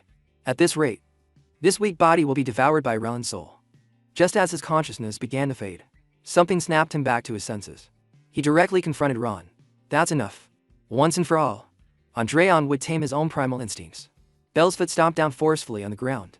He lectured in a deep voice. An ordinary knight can save the lives of 10 soldiers. An excellent knight can save the lives of 100 soldiers. Belvin Hat's eyes turned to the bewildered Adelia. That child could potentially save 1,000. Or even more. Soldiers. Hearing this, Andreon rubbed his chin. Is that your belief? For the greater good. The belief of the commander of the northern border. However, Andreon put on an indifferent expression and declared, I don't care. Belle's expectations were shattered, even if she could save countless people. Suddenly, Adelia Bayan spoke softly. Baron Belvin Hat. She resolutely thumped her chest and declared, my body and heart already belong to His Highness. I cannot follow your words. Baron. Her words left Belle momentarily speechless. Andreon stood aside, thinking smugly, it was worth bringing out my soul. The slave mentality compels submission to a higher ranking being. He took advantage of the moment and said, you heard her. And uncle, isn't it true you have nothing left to teach me? The goal from the beginning was just to help me lose weight. After all, if you want to keep coming to my palace, then from now on, don't interfere in my affairs. He could only grit his teeth and concede. Understood. Even after that day, his uncle continued to visit the palace every single day to supervise Adelia. Although he couldn't do anything because he was forbidden from nagging or interfering. This gave Andre a new small pleasure. Watching his arrogant uncle so restless quite entertaining. Suddenly, Adelia's wooden sword emitted a breath of mana. Even she couldn't believe it. Both of them frowned at the sensation that had just occurred. That was, He was astonished to realize the change. She's already learned its surd resonance? Andreon clapped his hands to get Adelia's attention. Good. Well done. Inwardly, he couldn't help but worry. At this rate, I might really get surpassed. Adelia happily walked over. Unexpectedly, Belle was already trembling. He stood in front of Andreon and demanded, You taught the girl the mana heart as well? His reply only infuriated Belle more. That's right. Is there a problem? At this point, he couldn't hold back any longer and yelled, Isn't it enough that you alone learn that cheap paltry trick? Andreon's face darkened, a warning glint in his eyes.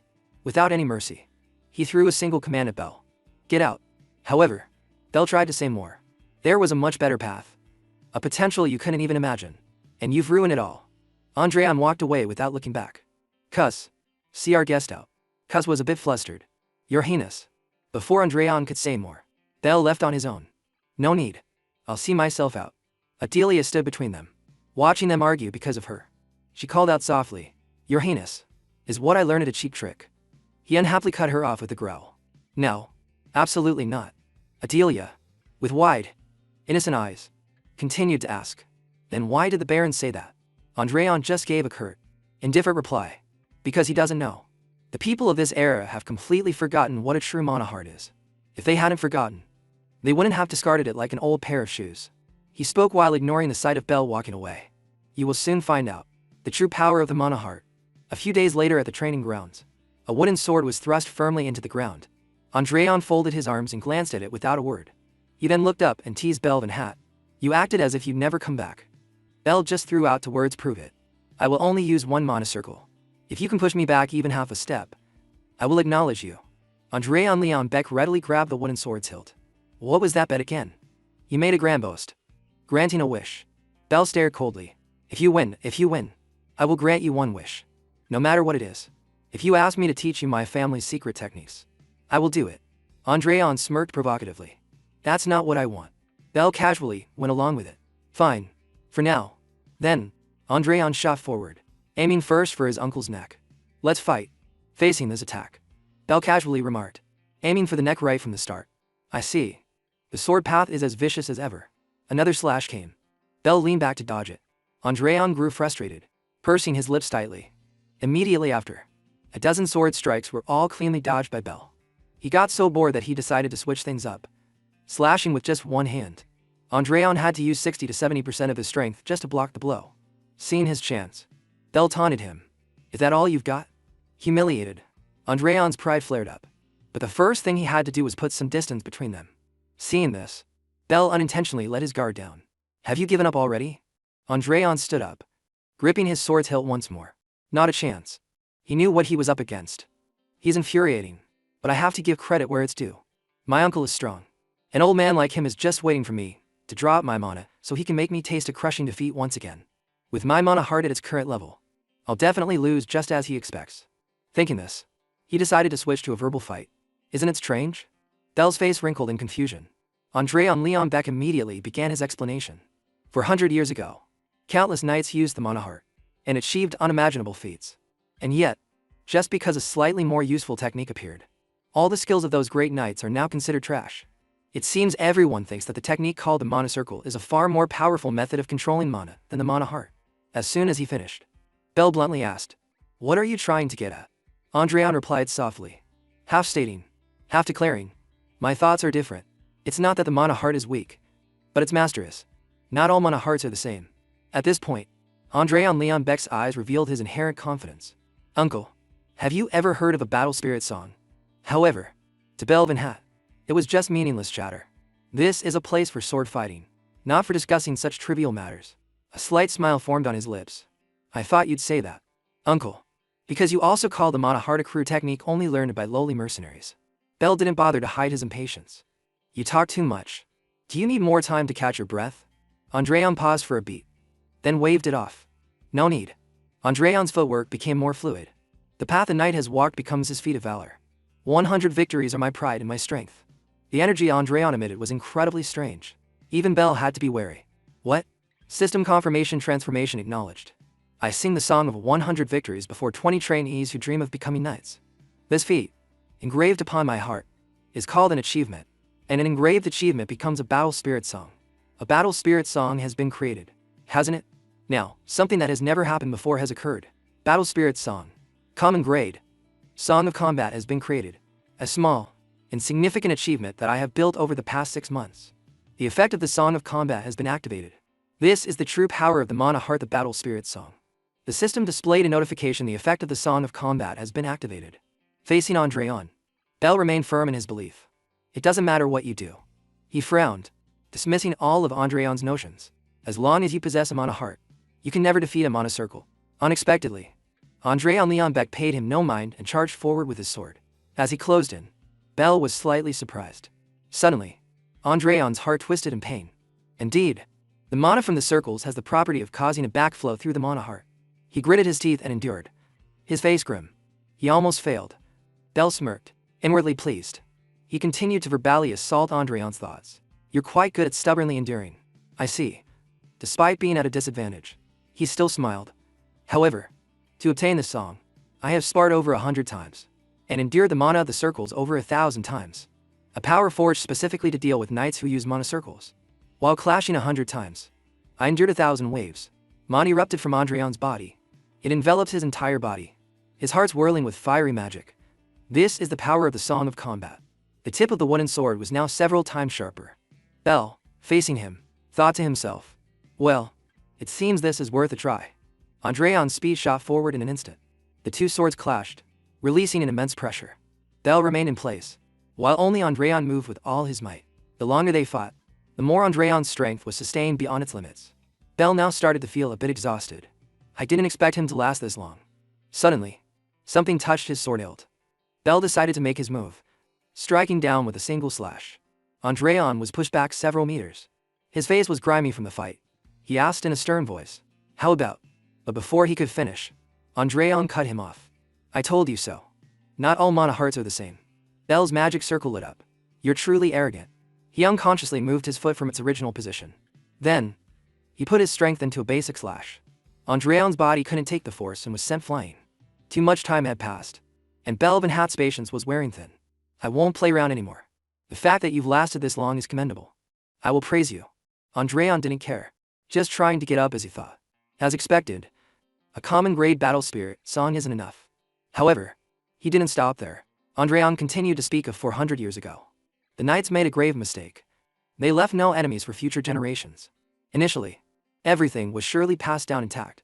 The sword techniques, the proper methods of training the heart, and even the glorious battle spirit songs. But time has gnawed away at those brilliant achievements, and eventually caused them to be forgotten. Stories of dragons never before seen, and giant kings never before heard of. They must have become nothing more than absurd legends. Of course, new battle spirit songs were created, but at best, they were only about victories against 10 knights. At best, they were feats of defeating 100 soldiers. At best, they were songs built on facing other humans, with levels that could never become myths or legends. They couldn't withstand the new wind. Andreon's eyes were unblinking. Mana circles. With such cheap techniques, you can never reach transcendence. After hearing this, Belvin Hat questioned him. Are you drinking in the middle of the day? I haven't understood a single thing you've been saying. In his eyes, he was just an old-fashioned man. Belvin Hat, the arrogant and foolish knight. At this moment, Andreon continued his speech. You all need to know just how great a thing you have lost. Amidst a storm of mana, he spoke his inner thoughts. If you don't know, the mana seemed to form man-arm, enveloping Andreon Leon Beck's hand. I will teach you that which no sacred sword can cut. Dragon scales, and drinking its hot blood. This time, a new notification appeared on the system. I sing the song of the true dragon's demise. Suddenly, Andreon's heart seized with a sharp pain. Current abilities cannot withstand the song's level. A portion of the song is being omitted. A portion of the song is being omitted. A portion of the song is being omitted. A portion of the song is being omitted. A portion of the song is being omitted. A portion of the song is being omitted. Finally, after the omissions, the system gave a final confirmation, singing only a single phrase of the song. 1/4 of 1/4. His eyes glowed crimson with the power of the technique in his sword. Touching dragon scales, the swords clashed, sending sparks flying. The blade forged of Bell's mana showed signs of being severed. This is. His pupils constricted as much as they could. At this rate, I'll be devoured. Finally, the energy reached its peak, and a flash of light burst through the clear sky. The resulting blast destroyed the dueling stage. Andreon was thrown far away as someone cried out, Your Highness. As the smoke gradually cleared, Belle's figure still stood tall. Annoyed, Andreon forced himself to get up. The sight of bells from magic circles met his eyes. He couldn't help but ask, "Didn't you say you'd only use one circle?" Belle Van Hat's face was grim. Seeing this, Andreon thought to himself, "And even after using all 4 circles, you still couldn't prevent your sword from being shattered." On the other side, Andreon had sat up straight. Mana from the heart is weaker than mana from the soul. That is an undeniable truth. For now, he spoke up, his voice cold and declarative. "Baron Belle Van Hat." Just 3 words were enough to completely unnerve Belle. "You have lost." At the peak of the moment, something was tormenting Andreon's heart. It coiled tightly around his soul. No. Stop. Please. Just stop. Andreon Leon Beck's face turned noticeably pale. Unconsciously, he clutched his chest and collapsed. Back in the present, the pain still tormented Andreon in his bed. His trembling hand clutched the bedsheet tightly. Sweat drenched his face. This damn battle spirit song. This is the price for forcibly drawing out the power of a battle spirit song. To cut through the dragon's scales. Because the song of the true dragon's demise is a myth-grade battle spirit song. After calming down, Andreon clenched his fist proudly. "My body has been ravished by it. But it was worth the price. The first battle spirit song woven by my own hands. 100 victories are my pride and my strength. Having endured 1,000 harsh waves through 100 duels, I will stand firm before even greater waves." He smiled faintly with satisfaction. The level of the song of combat has increased a little. The thought of one thing excited Andreon. This is enough to fight that bastard. The third prince. Suddenly, Adelia's voice called out, "Your Highness." Seeing him was like a fan meeting her idol. You're finally awake. Everything was in chaos after your Highness collapsed. I've never seen the queen so angry before. Hearing this, Andreon chuckled. Serves them right. It really serves them right. Adelia carefully interrupted his joy. And Baron Belle Van Hat also left a message. He said to inform him as soon as your Highness woke up. Andre and Leslie flopped back onto the bed. Don't report it yet. I'm going to rest a little longer. He then shooed her away with a gesture. Because Andreon was busy tending to the soul within his body. If I don't properly recover my spirit after being damaged by overusing a battle spirit song, I'll pay a terrible price. Reality and past memories will blend together into a confusing mess. And at some point, the boundary of reality will completely collapse. I'll end up as a madman, endlessly reliving the moments of the battle spirit within a fractured world. Thinking of this outcome, his face twisted. To think I could get trapped in the sword's memories again after finally becoming human. Just the thought of it makes me shudder. According to the memories of Ron, Agnes Bayan was a great swordswoman. After explaining to Adelia, he emphasized, because you are a descendant of the Bayan family, you should be able to inherit the battle spirit song she left behind. She was a bit surprised to hear this. I never knew my ancestor was such a great swordswoman. He wasn't surprised and just shrugged as he poured some water. Of course, you'll need to grow much stronger than you are now to reach a level worthy of that song. So, about that, Andreon, half testing and half suggesting, asked, what do you want to do once you learn swordsmanship?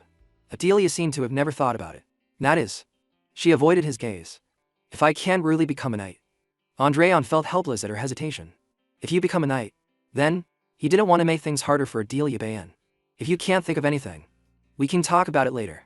But she still tried to speak her mind. I will. He paused, waiting for Adelia's next words. As if mustering all her courage, she expressed herself. Be your Highness sword. I will become your Highness's sword. This time, it was Andreon's turn to be surprised. Memories from his time as his sword flooded back. There are songs of great deeds that begin with the sound of a battle horn. And there are also songs of great deeds that begin with the first step across a field. There are also stories that begin with a heartfelt oath. Adelia's vow rang out. To live for your Highness for my entire life. I will dedicate everything to your Highness. A hidden system notification appeared. Adelia Bayan offers the Song of Fealty. His mana heart suddenly lit up. This is Adelia's battle spirit song. And, sometimes, a battle spirit song also affects others. A golden light shone down on Adelia. A new battle spirit song has been created. A common grade battle spirit song, Song of Dominion, has been created.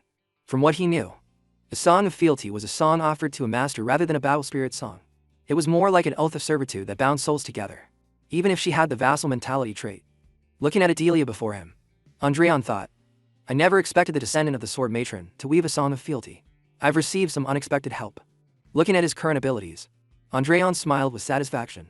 As long as I am the target of the Song of Fealty, then Adelia's growth will also benefit me. Andreon smiled at her. Thank you.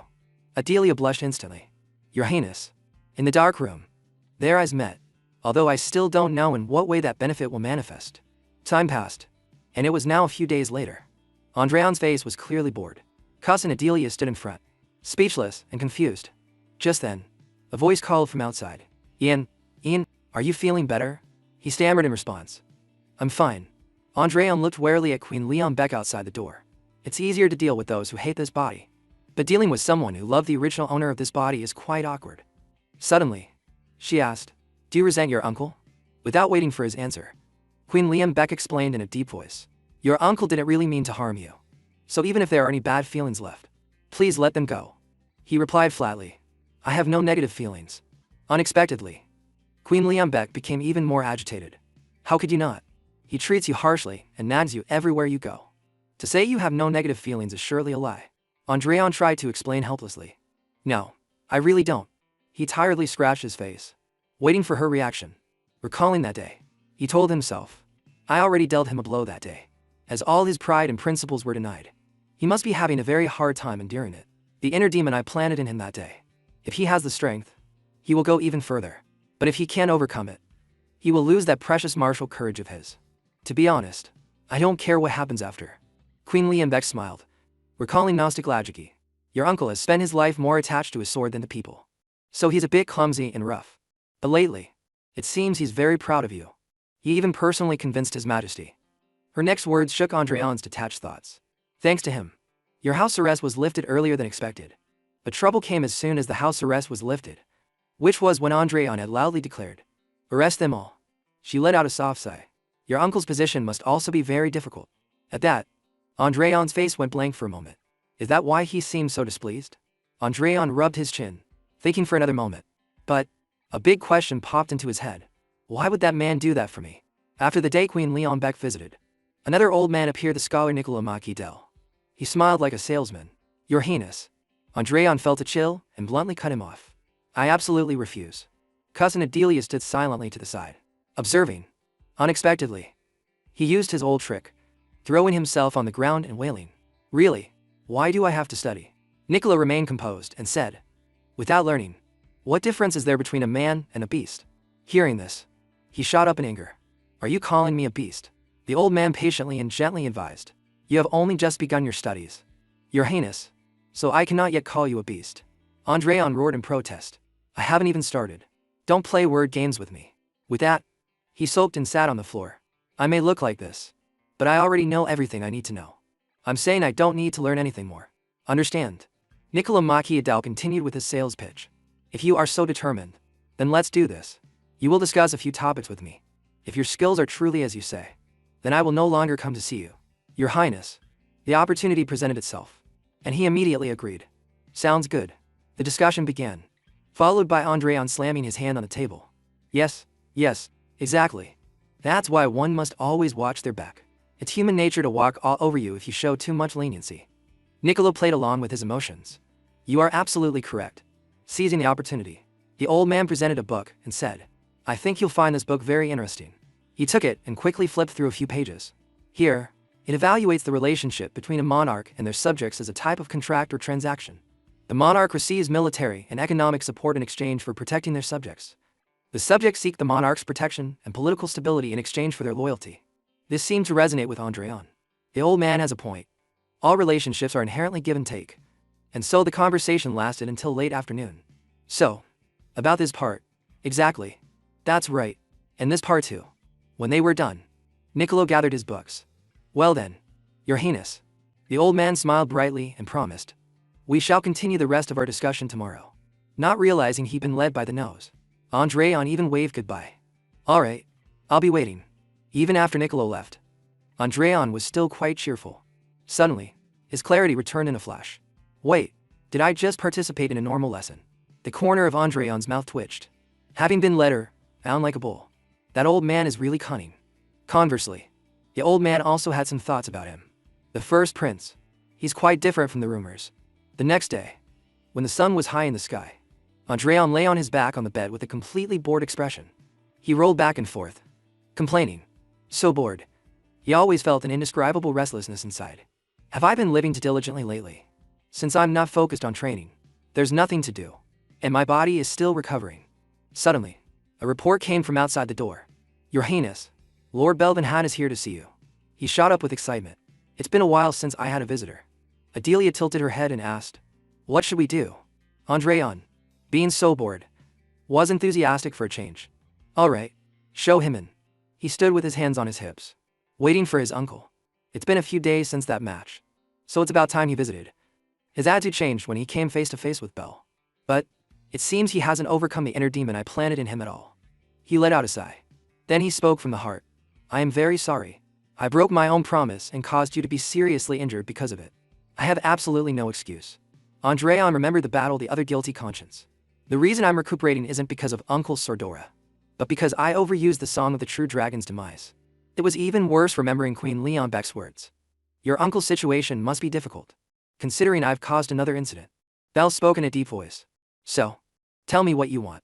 If you demand my arm, I will offer it. If you demand my eye, I will offer that too." Andreon let out an ice-cold reply. What would I do with such trash? At this moment, Andreon was in a difficult position. How can a man who was once a sword saint be bound by an inner demon like this? After thinking for 5 seconds, he made a decision. "All right, I'll be generous. I will state my wish now. Uncle, let me go on a trip." He was momentarily startled. "Since your house arrest is over, can't you go out whenever you want?" He wagged his finger, indicating he was wrong. "Not a day trip like that. Somewhere far away. If possible, outside the capital." This request from Andreon made him freeze like a statue. It took him a moment to speak. "It will take some time to arrange the schedule. With the upcoming banquet, traveling far is impossible." Andreon waved his hand dismissively. "That's fine." As soon as he finished, his uncle turned around. "Very well. I will contact you when the schedule is set." Andreon agreed and shooed him away. "Go ahead." Cus stood beside him, watching Belle leave. Seeing that he had something to ask, Andreon asked directly, What? What is it? Why are you looking at me like that?" Cus hesitated to answer. "Well," he scratched his head and smiled sheepishly. "I'm just a little surprised. I thought your Heinz would demand something much more unreasonable, since the Baron broke his promise. This was a rare opportunity to profit in many ways." Cut. He couldn't explain clearly. "It's just..." Then he could only say one thing. Seeing that stubborn old man act like that just made me feel sorry for him. Before the goosens faded, he was met with Cus's amused laughter. "What? Why are you laughing?" "Cus, you seem to have gotten quite comfortable lately." Just then, Adelia appeared. "Your Highness." In her hand was a small piece of paper. "The letter you were waiting for has arrived, Your Highness." On it was the seal of some place. The letter was quite brief but complete. "I have recently achieved a small accomplishment. Perhaps I will be able to visit you soon. I hope you remain healthy until that day. From Arwan Kurgan." Reading the last few lines, Andreon smiled faintly. The news arrived right on time. About 5 days later, his uncle sent the good news. And 2 days after that, the day of departure arrived. The carriage procession left the city gates. Andreon was like a 5-year-old, leaning out the window. "Uncle, what's the name of the domain we're visiting?" "Eileen? Ellen?" Belvin Hatt's eyebrows knitted in warning. "Can't use it still?" But seeing him so excited, he retracted his words. "I will explain. So please come inside." The story began in a time long past. The barony of Ellen. It is the largest weapons workshop of the royal family. There are iron mines in the domain that provide high-quality iron ore, and a guild of talented blacksmiths to refine it. It's no exaggeration to say that more than half of the weapons supplied to the royal family come from Ellen. Andreon Leonbeck's eyes lit up. Perfect. He excitedly considered the new possibilities in his head. "My strength has improved a lot, so it's time to find a sword for myself. Initially, I was just going to grab a decent sword from the royal armory. But then the keepers told me, 'Forgive us, Your Highness, but due to a royal decree, we cannot issue any weapons to you, Your Highness, because of the powerful words uttered by Emperor Leonbeck. Know that you will be severely punished if you let that brat touch a sword again.'" Andreon was startled by the memory of the original owner being impaled by Ron due to his mischief. The more he thought, the more helpless he felt. Considering this guy's notorious record, it's only natural. But, anyway, that means if I want a decent weapon, I have to find it outside the royal palace. Andreon paused, glancing furtively at Belle. A thought crossed his mind. He's surprisingly thoughtful for someone with his appearance. Belle reminded him. "It's too noisy. Close the window." He shouted in protest. "What? No way." And so, the 20-day journey had just begun. Forced to sit still in the carriage, Andreon decided to stabilize the magic power within him. It's about time I refilled it. Using the sway of the carriage, a cool breeze passed by. The voices of the knights echoed from outside, gathering the tiny monomotes hidden in the space. If I fill this empty mana heart. Slowly, the mana pulses gathered inside his heart. Suddenly, Andreon Leonbeck sensed a small conflict. Huh? He was surprised even in his subconscious. When did my mana heart become this large? A new notification appeared on the system. You have attempted to perform an extraordinary feat beyond your capabilities. And you have witnessed a part of that immense will. After reading this line, he thought to himself, this must be the effect of forcibly using the Song of the True Dragon's demise. Suddenly, a light emanated from Andreon's chest. That effort has been reflected in your body. Your mana heart has expanded. Thanks to the expanded mana heart, your physique has changed significantly. Your body can now withstand even more mana. You have reached the level of a sword master. Your connection to the source has improved slightly. Some restrictions on your restored powers have been lifted. The power of clairvoyance has been significantly improved. The power of clairaudience has been significantly improved. From Adelia's perspective, she only saw him behaving strangely. Your Highness? Unexpectedly. He didn't care and just flailed his arms and legs. After finishing his martial arts display, Andreon clenched his fist in excitement. I've taken another step forward. The group of people and horses had reached their first destination, the county of Elend. As soon as Andreon stepped down, someone came to greet him. I cannot express the honor of meeting you in this way. Your Highness. The two men in front of him bowed respectfully. Ijui of the Elend family greets you. Torrance, the eldest son of the Elend family, greets the first prince. Your Highness. He led the procession, replying politely, thank you for the reception. Ijui smiled politely and said, you must be tired from the long journey. I will lead you to your rooms first. Andreon didn't answer right away, his worry showing as he looked around. Andreon Liembeck made a few observations in his mind. They say this is a weapons manufacturing site, and as expected, the entire mansion is filled with all sorts of weaponry. However, they are all low-grade items. All show and no use in actual combat. As he walked in with Iji, he was still looking from side to side. Andreon looked a bit annoyed. Looking at this, it seems difficult to find what I need here. Unable to hold back any longer, he asked directly, you said the Blacksmith Guild is in this domain, right? The man heard and replied conveniently, yes, that is correct, but, taking the opportunity, Andreon directly suggested, I want to go there and take a look. A moment later, someone's footsteps became more hurried. Ija had already taken him somewhere. The nature of blacksmiths is that they are all rude and conservative.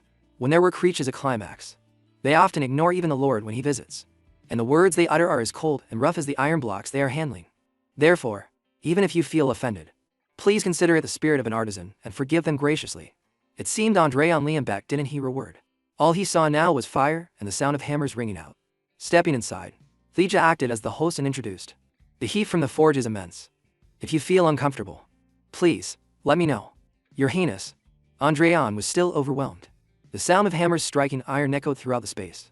Seeing him about to do something, the man was a bit confused. Your Highness? As he moved step by step into the forge, Andreon seemed to blend in with it. The fire roared, the bellows puffed, and the blacksmiths were swinging their hammers onto the iron blocks. The heat unintentionally made him sweat profusely. However, among them, what he was interested in gradually came into view. There was a strangely clear sound. Andreon stopped in front of a diligently working blacksmith. The man was old, but his enthusiasm and the force of his strikes did not wane. The scene before him was captured in his eyes. The image of Ra'an appeared in his mind. This is it, the first memory I clearly remember. Suddenly, a handkerchief was used by someone to wipe the sweat from his brow. Andreon looked over and saw Adelia Bayen. Your Highness, you're sweating too much. Only then did he realize it. Then he turned away, refusing her concern. He continued to watch the old man forging the sword. The head blacksmith gathered the workers to meet Andreon. These humble ones greet the first prince. Your Highness. Thijua continued. This man's name is Jackson.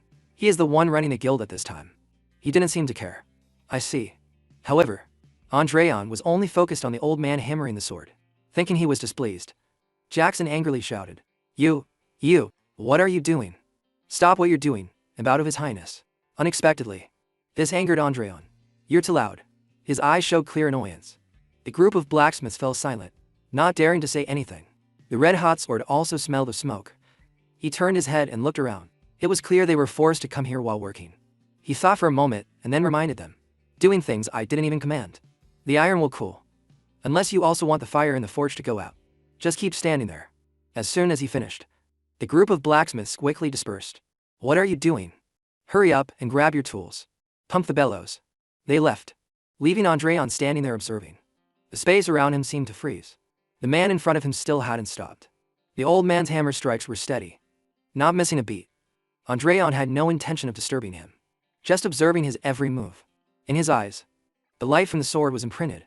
It was as if fire surrounded everything. The sword blade naturally glowed brightly. His gaze was focused solely on the man. The more he sweated, the faster he breathed. Andreon wondered, just what is this feeling? The tour of the workshop ended, and DJ saw Andreon outside. For whatever reason, he has been repeating the process of forging swords and then melting them down for the past 6 months. Hearing this, he became a little curious.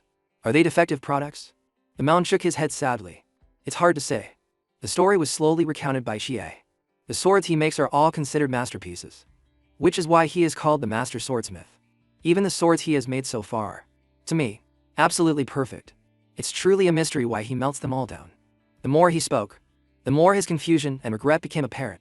Moreover, for the past month, he has barely slept and has only buried himself in his work. Since he's no longer young, we can't help but worry. Andreon said no more, just took a step towards the mansion. A true artisan. Many days had passed since then. His Highness would go to the forge early every morning and only leave late at night. During that time, the old man simply continued his daily work, and His Highness just quietly observed him.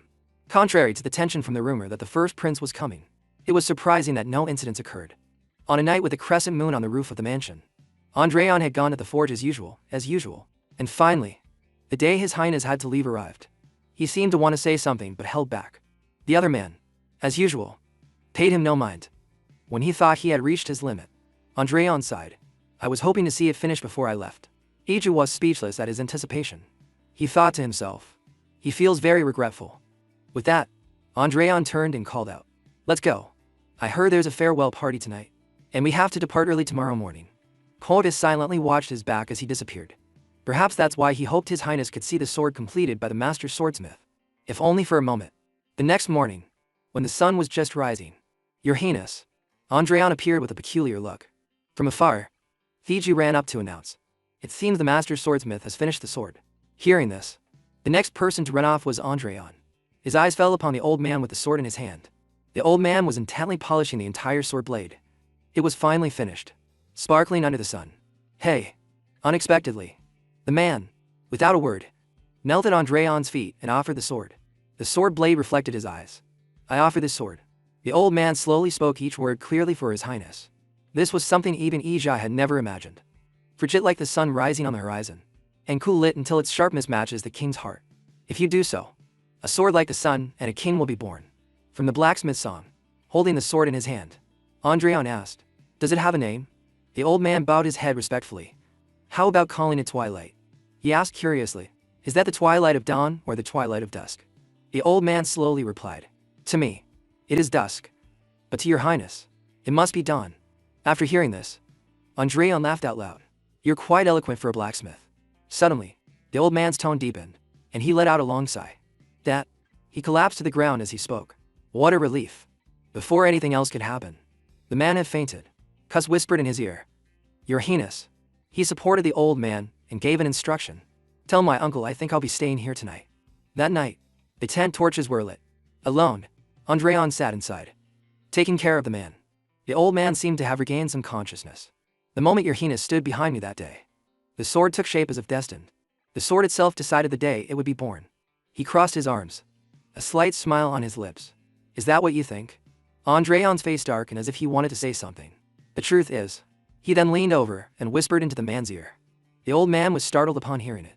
3 seconds later, he shouted out, my goodness. Then you are. Andreon understood and quickly nodded in confirmation. Yes, so how could I not understand this man's heart? Once he understood everything, the man on the bed burst out laughing. The old man spoke with satisfaction. I see. Now I understand. Your Highness, please let me borrow that sword for a moment. He quickly handed the hilt to the man. Here you go. The old man's trembling hand took back the sword. Once more, sweat dripped down his face. I pray that this sword will become as great as you are. Hearing this, his heart seemed to skip a beat. Andreon grasped the man's hand firmly. It certainly will be. And then, what was meant to happen? Happened. It seemed the man had reached the end of his road. He had sacrificed himself to create the greatest sword. That night, Andreon seemed to make a promise to himself. Certainly. The next day, another sword was packed in a box. He joyfully brought it to present to Andreon. Although one cannot simply discuss the value of a sword created with the soul, but I believe it will be inconvenient for Your Highness to use. I happen to have this magic sword that I wish to offer Your Highness. Please accept this instead. Andreon accepted it with a charitable smile. It's very good. In his heart, He calculated. Though not high-end, it's a good mid-grade sword. The man, seeing his interest, was quite pleased. Your Highness. So, about that sword. Andreon casually slung the sword at his hip and replied. Just being created by a renowned master with all his heart is already an extremely great gift. And yet, you were going to offer a magic sword on top of that. As expected, the loyalty of the Ellen family to the royal family is truly devoted. Hiju was stunned by his words. That, he could only bow his head and say. It is an honor for my family. Thijai screamed, pulling at his hair. I was going to use that flashy magic sword as bait to get back the master swordsmith's sword. But now, I've just lost a good sword for nothing. A short while later, in a forest, Bell announced to the troops. The carriages and infantry will follow slowly. The cavalry will advance at full speed. We're behind schedule, so we need to hurry. Keep up. They replied in unison. Andreon watched him with a thoughtful gaze. He blurted out. You seem busy. Uncle. Come to think of it, I didn't see you at all while we were in the domain. Bell held his head high and replied. His Majesty gave me a separate mission. He rubbed his chin, looking contemplative. I guess my trip wasn't entirely free. Huh? Bell didn't reply. Just gave a reminder. Alright, get ready. We plan to move quickly to reach Lion's Heart City by tonight. So, you'll have to ride a horse. Hearing this, Andreon seemed to remember something. About that. I don't know how to ride a horse. His uncle was completely taken aback. All eyes were fixed on Andreon. I used to be a sword. How could I know how to ride a horse? Andreon had to bite the bullet and go along with it, as there was no other choice. The road to Lion's Heart City. And of course, there were a few unexpected incidents along the way. But it was unavoidable. His face had turned several shades paler, although it wasn't half a day as originally planned. We reached our destination after about a full day. Standing before the city gates, he let out a breath. So this is Lion's Heart City. The rhythmic footsteps of the soldiers approached. The young man at the head maintained a respectful attitude. Yuan of the Walden family greets the first prince. Your Highness. The Lions of Steel greet the noble blood of Leon Beck. Their reception sent a chill down his spine. Your aura seems a bit excessive. Andreon's eyes glanced over at the soldiers accompanying him. As for Lysoda, well, it's pretty obvious, isn't it? A fiery thought sparked in his mind. How about I stir things up a bit? From a distance, a person approached. R1? R1 understood immediately upon hearing her name. She knelt at Andreon's feet and reported. I have been waiting every day just to see your highness again. As soon as she finished, dozens of fiery pairs of eyes stared at him.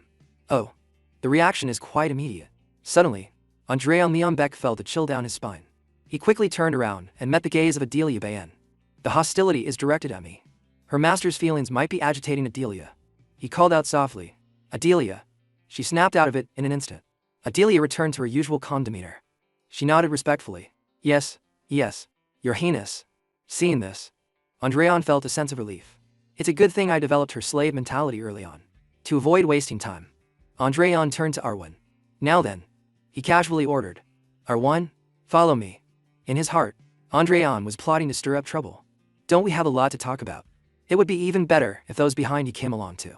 A month later, Andreon had removed his outer coat and gone to the training grounds. Standing before Arwen's fan club, he spoke frankly. I want to witness the swordsmanship of the Lions of Steel, who are said to be the best in this kingdom.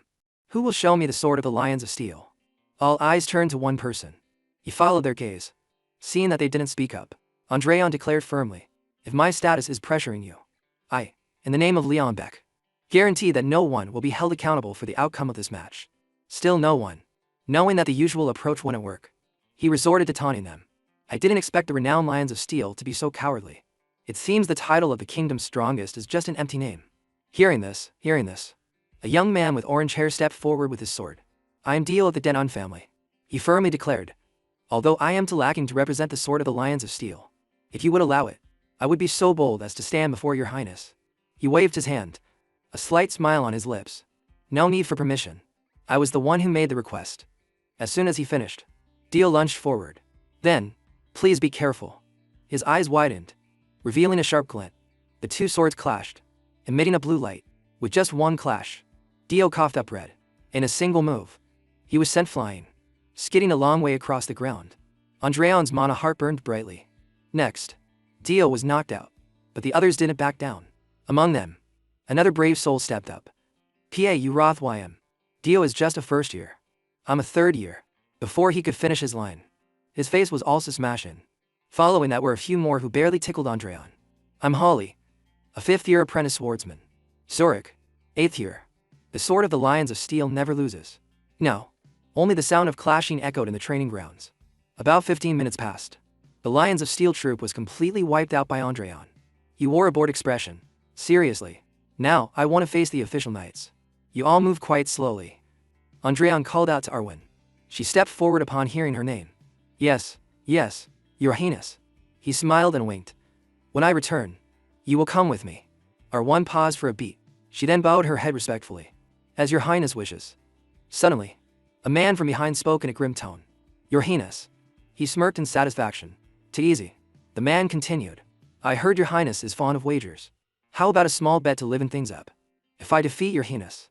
Before he could finish his sentence, Andreon cut him off. I refuse. Arwen is not a prize in a tournament.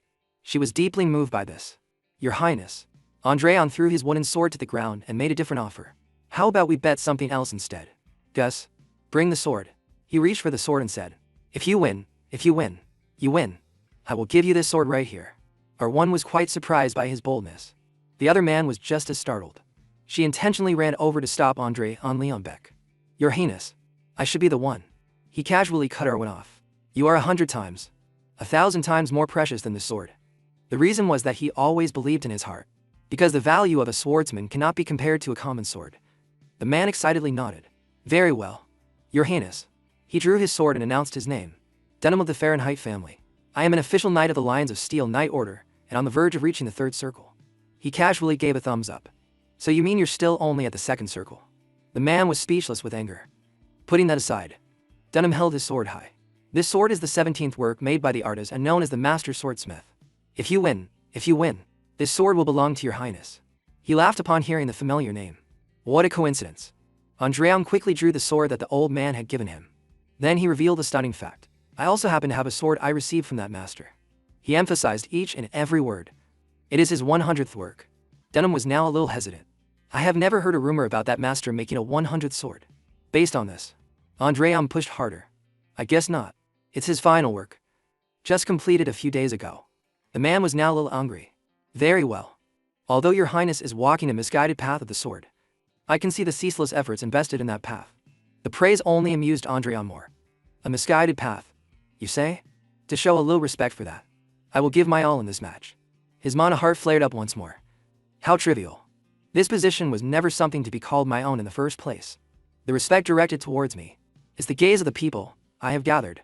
It can only be described in one word as long as it comes from my people. That is enough. With that, Andreon spoke in a low voice. Adelia. Watch closely. She was too surprised to react in time. Yes. Huh? An unprecedented amount of mana erupted from his body. Andreon Leonbeck firmly emphasized each word. This path is the one you must walk from now on. Adelia obediently nodded. Yes. The connection between her and Andreon was completed in an instant. Adelia spoke with certainty. I will definitely do so. Your Highness. In Yuan's room, steam rose from a teacup. So, Bell sat opposite him and asked, how many times have we visited Lion's Heart City? Yuan crossed his legs and replied, this is the 4th time. He rubbed his chin, pondering something. As far as Belvin Hat could tell, the 4th prince had no interest in the throne, so he certainly wouldn't come. The 3rd and 5th princes had visited while the 1st prince was under house arrest. Even the 2nd prince had just stopped by not long ago. Yuan placed his teacup on the table and said, no matter how bad his reputation is, it's undeniable that the 1st prince is the legitimate heir to the kingdom. He angrily pointed his finger at Belvin Hat. For things to have come to this, you certainly bear a great responsibility. If you, the commander of the 3rd Legion, had supported the 1st prince even a little, His Highness would not have become so isolated. He bowed his head and listened to all the accusations. So why are you only now acting as his guardian? Bell didn't deny what he said. You are not wrong. I did once abandon my nephew.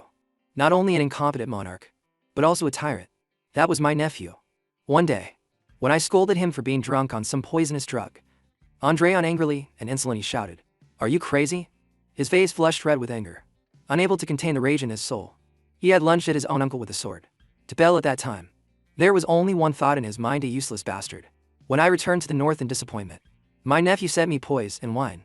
He even dared to call it a gift. Along with a letter. Bell angrily took the poise and wine bottle in his hand. Without a second thought, he was determined to drink it all. When I used my mana to burn away that cheap poison he got from who knows where, I also burned away the last bit of family affection along with it. However, The bastard I thought would never change is now different. He endures harsh training and is getting stronger every day. Back in reality, Yuan was still gaping and questioning. Didn't you yourself say that the first prince must absolutely not become king? Belle's teacup reflected Andreon's smile. The boy of today is a completely different person from before. Because of that thought, he decided to humble himself for once. Give him a chance, at least so he can stand on the same starting line as the other princes. Not only that, but Belle also bowed his head before Yuan. I beg you. The man was almost 70 and had never seen such a sight. I really can't understand. I don't know if you or the first prince has changed. First, please raise your head. I'm known as the Silver Lion. Before he could finish his sentence, a soldier burst through the door. Lord Wal Odin. The two men frowned, looking quite surprised. The first princes. After receiving the news, Yuan and Belle headed to the training grounds. No need to worry too much. Dunham knows when to stop, so nothing serious will happen. Throughout the walk, he continuously reassured him. Even in a real sword fight, he certainly wouldn't beat a royal to the point of unconsciousness. After hearing this, Belle spoke sternly. The one you should be worried about right now is not the prince, but your knight. The man, on the other hand, was rather incredulous. You've really become strange. Your face is pale, and you're saying absurd things. Before he could finish his words, a familiar figure was thrown down at their feet. Yuan immediately recognized the man on the ground. Dunham. Now the entire training ground was in an uncontrollable uproar. Even Dunham has been defeated. His Highness won again. Yuan's face went blank for a long time. What is this? Belle was both a little awkward and proud. I told you so. Andreon wiped away the dry blood from the corner of his mouth. In his eyes, Andreon was very different from before. He is not the one you need to worry about. He was fired up and called out loudly. Next, his uncle always said that a true knight only begins at the second circle.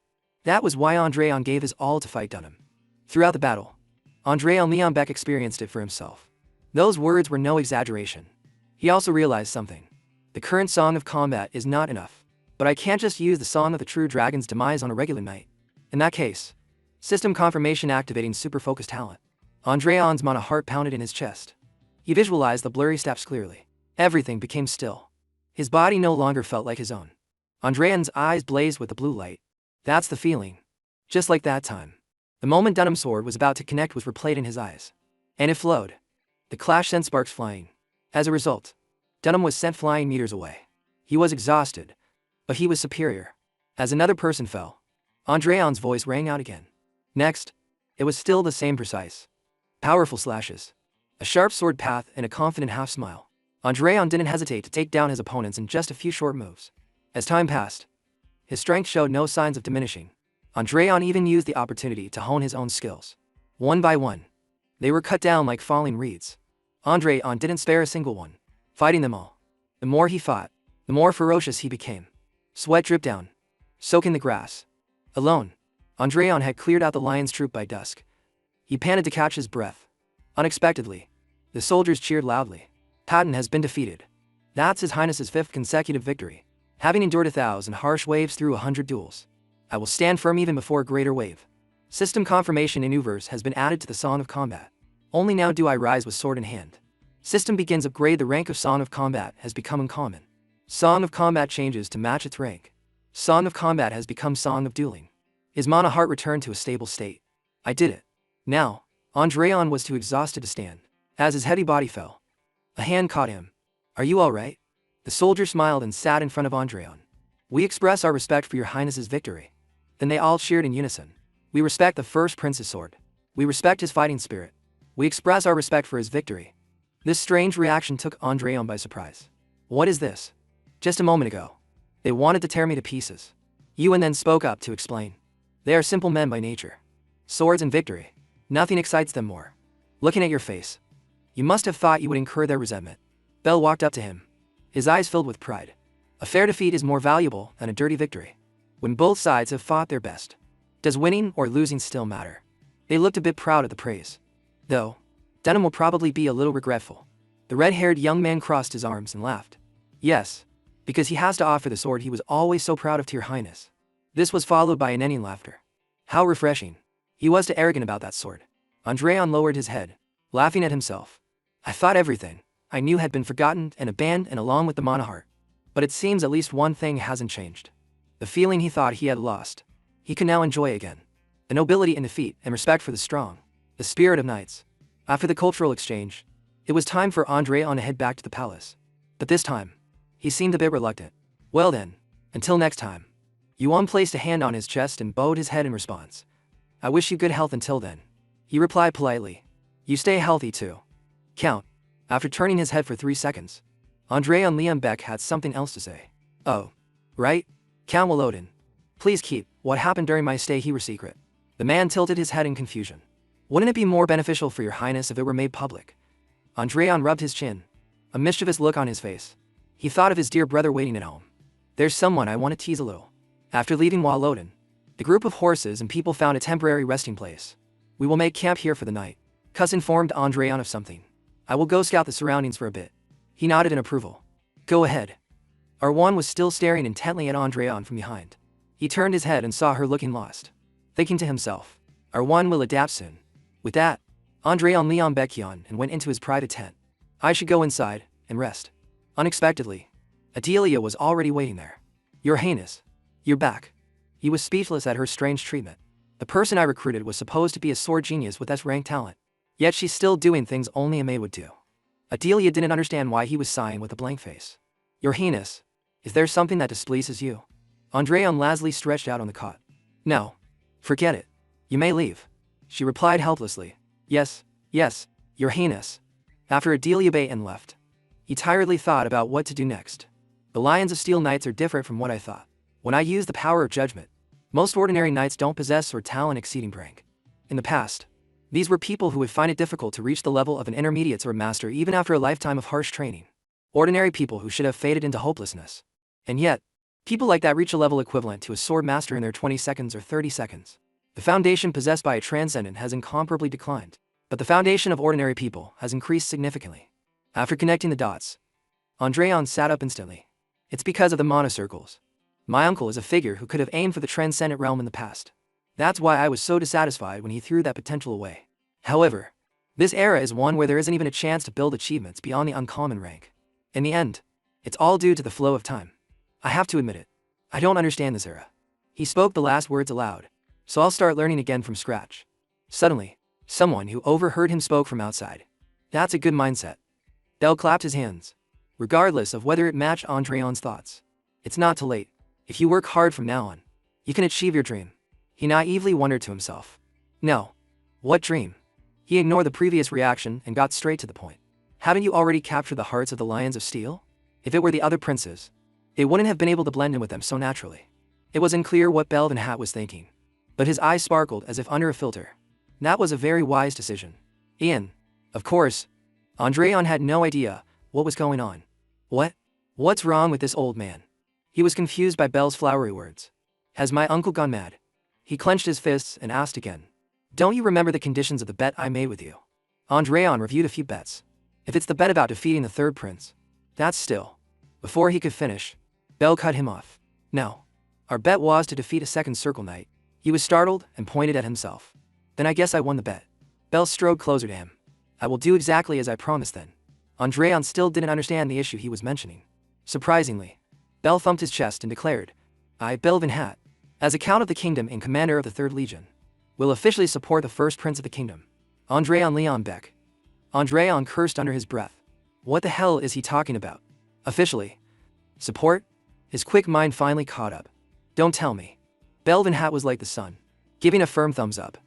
Just trust me. Andreon screamed internally. When did I ever say I wanted to be king? After that day, my uncle's declaration really became a bombshell. Everywhere in the castle were words of congratulations. Your Highness, congratulations. We sincerely congratulate you. This is truly a joy for the kingdom. The newly assigned royal knights and soldiers were creating a commotion, along with the new servants and maids sent from the palace, bustling about, and I suddenly found myself in the center of it all. Andreon angrily pointed out the window and shouted, This is chaos. Send them all back immediately. Cus remained calm in the face of his outburst. Even if you order them to leave, they won't listen. Andreon Lienbeck grumbled incoherently. Then at least get them out of my sight. This is driving me crazy. Just as he wished. A moment later, the window was opened. Andreon's ears returned to their usual peace. Finally, some quiet. Isn't this better?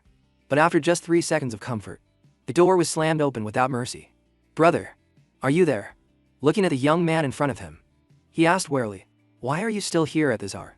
He was the third prince, Julian Leon Beck. You put on quite an act, secretly learning swordsmanship from Baron Belvenhat. And now, you even reveal such great ambition. He still didn't pay attention to the accusation. Learning what from home? This? Jillian, already angry, received another unconvincing act of feigned ignorance. I was really going to save face for you. How could you do this? I was going to let you lose in a not too shameful way. Andreon propped his chin up and looked at him like a has-not-nosed kid. Wonderful. I moved to tears. Jillian's face dark, and as he pointed at him. Brother, you have made a very big mistake. Because I will make you pay dearly for deceiving me. This guy. And that guy too. I told them I have no interest in the throne. I need to find the mastermind behind this. The mastermind was present, and Andreon explained clearly. So, uncle, I will cooperate for a while. So please withdraw at the appropriate time. Because I have no interest in things like the throne. He gritted his teeth in anger. Why did you go and start everything on your own without discussing it with me first? Bell, however, seemed to understand and smirked. Are you worried about the house of Belvenhat? The Belvenhats are the shield that protects the kingdom from the monsters of the northern mountains. He continued his firm reassurance. As long as the royal family and nobility do not forget the harshness of winter, nothing bad will happen to the house of Belvenhat. He showed his displeasure but still replied. If that's the case, then that's a relief. His next words made Andreon reconsider. It's only a matter of time. It would have happened eventually anyway. Do you really not know the fate of a firstborn son who cannot inherit the throne? The situation won't change just because you keep running away. If you need time to accept reality, I will give you as much as you like. However, remember this well. The legitimacy of the firstborn will only disappear when you die. Andreon kept muttering even after Bell had left. I already said it. No matter how much time he gives me, I won't change. What I truly need to find are the powers and strength that have reached the transcendent realm. So there's no way I'd want something as trivial as the right to the throne. I'm sure I used to think that. At the royal hall, it seemed the banquet was being held. The announcement echoed throughout the room. The legitimate blood of the Leon Beck kingdom. The firstborn of the Leon Beck royal family. With his appearance, the calls continued. The first prince, His Highness Andreon Leon Beck, is entering. Besides the gazes as sharp as daggers, were the proud eyes of Bell and Taylor. And of course, the thought of not inheriting continued until the banquet began. Andreon slowly descended the stairs. His face held the solemnity of a prince. Those present began to flatter him. How amazing. His dignified manner is just like His Majesty's when he was young. In his heart, Andreon inwardly scorned what was happening. Making such a fuss just because I lost a little weight? Is this the nobility of the kingdom? What a farce. Because the people in front of him all share the same characteristic malice. Andreon's face was cold, not moving an inch while standing among these people. It's the kind of evil karma accumulated by those who specialize in plundering and trampling on the lives of others. To think they all carry such filth within them. The only one worth paying attention to among them is, he walked past the people who were still discussing him. Seeing His Highness grow up like this, Andreon walked straight to Taylor and spoke enthusiastically. Taylor, since you're here, you should come and greet me. He also replied warmly. Your Highness, I apologize. I wanted to thank you for the invitation. Andreon observed Taylor and thought to himself. Those who may not have talent but are not corrupted. Yes, that's enough to be a vessel for the seeds I will plant from now on. The conversation was temporarily interrupted by a knight's command. Attention. Officially recognized by His Majesty the Emperor of the Borgo and Eni Empire. The Marquis of Montpellier of Borgo and Eni. Ambassador Jui Recti Borgo and Eni Montpellier is entering. Andreon's face froze when he heard the name. What? The one who appeared was the ambassador of the Borgo and Eni Empire. Jui Recti Borgo and Eni Montpellier. He had a smile on his face and slowly approached Andreon. Long time no see. Prince. His eyes widened in surprise. Memories of his past life were recalled. Borgo and Eni. The sworn enemy that my friend and I fought for a long time 400 years ago. Carrying the name that left countless scars on this country. He dares to stand before me. A noble accidentally tripped, and the wine in his glass went flying. Andreon's clothes were soaked. The noble quickly turned to apologize. Your Highness, are you all right? I was in such a hurry to greet you that I sincerely apologize. Your Highness. Andreon used his eyes like bullets to shoot at him. However, the truth was that his eyes were looking towards Jui Rek. The space gradually fell into a deathly silence. Andreon turned to leave with an announcement. I must go and change. The noble bowed his head in apology. This old body disobeyed and committed a great discourtesy.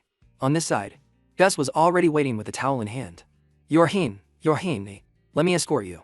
Andreon glanced at the person who had just spilled wine on him and asked, who is he? Gus followed his gaze and quickly replied, that is the Marquis Bielefeld. Andreon took the towel and walked away, wiping himself. A smirk was on his lips. Bielefeld. So not all of them are rotten. Well, that cooled my head a bit. The night fell quickly. He was left alone, sitting in the darkness. The door opened once more, and the person who entered was none other than Bell. I heard there was an incident. His face was filled with worry. Bell approached while explaining. Marquis Bielefeld said you looked like you were about to cause big trouble.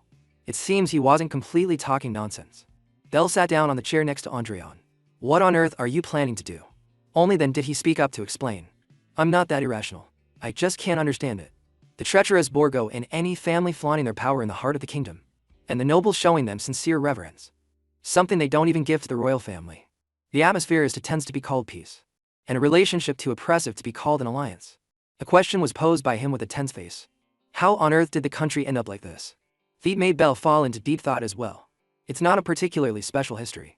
In the past, the kingdom fiercely resisted countless invasions from the empire, but outstanding knights stepped forward to repel the empire. However, as time passed, the empire grew stronger and the gap widened. Before an empire that had become a great power, the kingdom ultimately had no choice but to kneel. Hearing this, Andreon's eyes suddenly widened as if he had understood something. Don't tell me. It was because of that thing? The story continued. Although it was a small nation on the edge of the continent, the kingdom once possessed something that allowed them to confront the mighty empire. From the founding of the nation, flawless achievements were accumulated. Some were common, some uncommon, sometimes heroic tales, sometimes legends, and even myths. Battle songs. Andreon saw the blue energy in his hand and thought sadly. We've lost all of that. After a while, he spoke again. Uncle, I've changed my mind. Bell was a little confused by the sudden statement. What do you mean? Andreon placed a hand on his chest and declared. Becoming king. I'll give it a try. Bell couldn't hide the surprise on his face. However, Andreon himself had already started thinking about how to achieve that goal. I might regret this decision, but it's something I must do. Time continued to pass, even as he was lost in thought. After all, I built half of this country with my own hands. The second day of the banquet, Andreon, in a completely new outfit, was walking down the corridor. The announcement of his arrival rang out majestically. The first prince, Andreon Leonbeck. His Highness is entering. The Northern Baron Belvin had is entering. Andreon's face was cold as he entered. Today, no one dared to approach him to start a conversation. Andreon looked at the nobles before him and thought, their etiquette is so sloppy. It's worse than how they treat a foreign noble. His expression didn't change in the slightest. Yet, old memories were being stirred in his mind. In the past, when my friend stood before all the people, no one thought he would become king, because he was just a country boy who ran away from some remote village. Even among those who had been deprived of everything and cast out, he was not of noble birth. His steps were slow but firm. His story was written from that very first step. Nevertheless, that young boy stepped forward before all the people. Andreon connected it to the present. Just like me right now. Blue energy enveloped him as his voice rang out. Oh, you who have eyes but do not see. That energy quickly spread throughout the room. Andreon's expression was one of excitement. Before the flock of sheep, I stand tall. I sing the song of the monarch. Current abilities cannot meet the rank of the battle song. A portion of the battle song is omitted, singing only one verse of the battle song, equivalent to 1/4. Under the pressure of this power on his body, Andreon couldn't help but feel uncomfortable. Compared to the song of the true dragon's demise, it's not unbearable. Since this battle song is only of heroic rank, not mythical, his eyes suddenly widened. However, no battle song is more fitting for the current situation than this one. A figure emerged from the crowd. The nobles all wore expressions of astonishment. The song had transformed into a suit of armor for Andreon. Now, this is enough. You can all stop. Before he could finish his sentence, something from behind caught his attention. Andreon quickly turned his head. This aura. An elf. The mysterious person spoke up. How surprising. To think there is still someone who remembers the battle song. Andreon's eyes widened in horror. No, that's not just an elf. That woman is. Why is that crazy bitch here? The most beautiful creation the gods ever made. A kind race that never harms even the smallest creature without reason. The gardeners of the great forest with a lifespan of 300 to 1,0 years. That is the image of elves in everyone's mind. But, in reality, they are cruel creatures that use their beauty as bait to destroy their opponents. Those called high elves, the upper-class elves, born with the qualities of a hero, are even more dangerous. Moreover, she is not just on the level of an ordinary high elf, one who has lived nearly 1,0 years, an elder high elf, a magic swordswoman who dances on the battlefield. Sigrun, a member of the subjugation team that slew the mad dragon 400 years ago. And also, Sigrun, at that time, perversely asked, if your master dies, do you want to come with me? I'll make sure you're never bored for the rest of your life. She smiled, touching the body of Ron, which was then a sword, and spoke lovingly. So, what if it's a sword? It's because it's a sword that I desire it even more. The madwoman who had tormented me to a horrifying degree. Just remembering it is enough to make the present-day Andréon shudder in fear. Could it be that she recognized me? And just when I sang the song of the monarch that she also knows so well. Sigrun approached and spoke. Have we met somewhere before? Andréon, opposite her, frantically shook his head. Seeing this, she muttered. Strange. Why do I have this sense of familiarity? He slowly approached Sigrun and spoke. This is the first time I've seen an elf with my own eyes. The other nobles also slowly approached Sigrun. Really? Is it true? She placed a hand on her chin, feigning deep thought. Then she coldly declared a word that was enough to make Andréon freeze solid. Lies. In his heart, he thought. For 100 years ago, Sigrun was already a top-tier expert in her prime, so there's no telling what kind of monster she has become now. Now Sigrun began to present her thoughts. The reaction of humans when they first see an elf is usually one of two types. The vast majority will be mesmerized, but those with a high level of attainment will become wary. She reached out her hand and nearly touched Andréon. However, as I see it, then she leaned in closer with an observation. Your Highness doesn't seem to have reached that high level yet. Andréon pushed her finger away while replying. It's just that my aesthetic taste is a bit different. This action caused Sigrun's expression to darken in a flash. She put on her hood and turned to leave. I am very pleased to have met you. Even if only for a moment. Only then did Andréon allow himself to breathe a sigh of relief. I've passed one hurdle for now. Comments rang out as the girls appeared one by one. Too young. And this one seems to not want to make eye contact with me. Another one was called up. Could it be that she's here to fight me? Followed by a girl who said it was too late. There were even women with different expressions. Not interesting at all. The king's face was so tired she could barely stand. Andréon standing next to her was the same. She turned to him and began to lecture. This is the selection for the crown princess. You can't expect them to be like the women you usually meet. A crown princess must be virtuous, intelligent, healthy, and have a strong family backing. Unexpectedly, an announcement came from outside. Your Majesty, the delegation of the elves is requesting an audience. The queen nodded in agreement. All right. The person who appeared was none other than Sigrun. She bowed respectfully. Sigrun of the Mistletoe tribe greets the beautiful Queen Margarita. The queen opposite her also responded with a similarly gentle smile.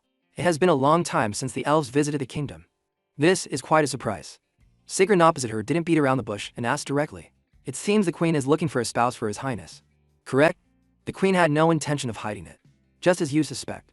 As soon as she heard those words, she stated directly, I am a high elf. In human terms, I could be considered a noble from an ancient family. Andréon stood to the side, just smiling wryly and thinking. Wait, what is she trying to say? Sigrun continued to act innocent. And coincidentally, my age is not that different from his highness's. Only Andréon knew the truth. Lies. A difference of nearly 1,000 years. And she says it's not much. How can she tell such a shameless lie without batting an eye? They say the beautiful elves are immortal, and are the ideal life partners for humans. And there are those who are always by their side to serve them. In human terms, that would be a knightly order. Actually, from the first moment I saw his highness, I felt my destiny was linked to yours. Andréon was made to ponder by her words. Elves never lie about their destiny and fate. Were those words true? Hearing this, the queen had to gasp and think. How bold. A declaration that was enough to make the nobles buzz with discussion. Come to think of it, I heard elves take destiny very seriously. So there's going to be a marriage alliance with the elves. Oh my. This time, Andréon couldn't hold back and acted immediately. He grabbed Sigrun's wrist. Then, without another word, he immediately pulled her away. We need to talk in private. The nobles watched and commented with annoyance. What an insolent brat. The door to the room was quickly closed. Andréon turned to look at the person next to him. Sigrun. And he didn't beat around the bush when he asked directly. Tell me your real purpose. Sigrun had a smile on her face.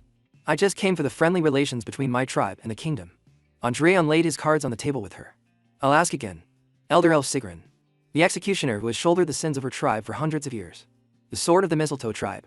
He posed the question. Is your purpose espionage or execution? This time, Sigrun didn't hide it and smiled. Interesting. How do you know about me? Andréon's face gradually became tense. He observed the killing intent emanating from Sigrun and then mentally assessed her. To me right now, she is a monster that cannot be measured. The fact that she could sense destiny from me means her rank is so high that she can glimpse the past etched into my soul. Sigrun questioned him. Not quickly, not slowly. Each word containing a threat. You know I am the executioner. But you don't know how foolish it is to not keep quiet in front of me. Andréon had a smirk on his face. I know very well. That it's just as foolish as running your mouth in front of the executioner. Andreon changed the subject. Enough with the jokes. Sigrun, don't interfere with my destiny. In his mind, he was calculating. Right now, she's just feeling a little curious about me. At this rate, the destiny of the small human will be torn apart by the hands of that crazy elf. If that's the case, then it's better to rouse a greater interest from her, to become something that can't be just tasted a few times and thrown away, or a delicacy that needs to be aged for a long time before being slowly savored. Sigrun slowly approached, her face filled with excitement as she observed Andreon. Who are you? Really? He maintained a calm demeanor and replied, the me of today is just a pitiful prince abandoned and by his own father. Sigrun asked, confused. So your true self? Only to receive a vague answer. Who knows? A smile formed on Andreon's lips. If you want to know, just wait and see. His domineering words made Sigrun fall silent. Then she commented, no wonder I found it strange. I was wondering why I was sent on this trivial mission for no apparent reason. But now I understand. It was because of you. Andreon's face went pale, his exhaustion evident. This woman always gives me the creeps. They returned to the room where the nobles and the queen were waiting. The sight of them holding hands astonished the crowd. Andreon stopped in front of the queen. He began seriously. I have something to say. I will be engaged to Sigrun. Even Andreon himself couldn't believe the words that had just come out of his own mouth. I never thought the day would come when I'd say that name so affectionately.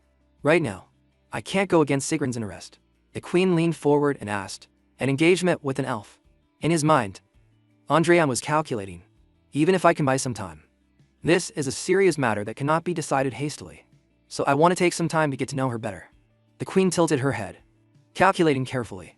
All right, that's fine. In Andreon's mind, he thought, for the queen, this is time to calculate the benefits of this marriage. For Sigrun, this is time for the dish named meat to mature. But for me, it will be time to cultivate the strength to escape from this crazy elf. A powerful hand slammed down, knocking over a teacup. Damn it. A stream of curses echoed through the room. That bastard, who has nothing on me other than being born first, dares to act so high and mighty. Jillian's face was now flushed with anger. He remembered Andreon's actions and was so angry he sore red. Lately, not only did he get our uncle's sudden support, but he also snatched the flower of Lion's Heart City. This time, he even dares to touch an elf. I thought women were just beautiful at best, but I never expected the elf race to have a presence that far exceeds imagination. Jillian then smirked and muttered with a smug look. That's right. I have a sparring session scheduled with that man soon. If I kill him, it'll be a huge mess. It would be better to just slash him a few times so he can't be a man anymore. I will trample you under my feet so miserably. A knight was already waiting. His voice rang out. This sparring match is officiated by me, the captain of the Royal Knights, the one bestowed with the title of Glory of the Silver Lion. I, Stucker, declare that no one may object to the outcome of the match. I invite both your highnesses to draw your swords. Andreon, on one side. Let out along. Lazy on. It's just a sword fight. Why so many words? Jillian, on the other hand, arrogantly drew his sword. I've prepared a lot for you. I've brought quite an audience. Are you pleased? His words were full of challenge. I hope you won't disappoint the people who came to watch. Andreon replied calmly. I already saw them. You talk too much. Jillian's anger flared, and he roared. After the match ends, I hope you still have the energy to chat like this.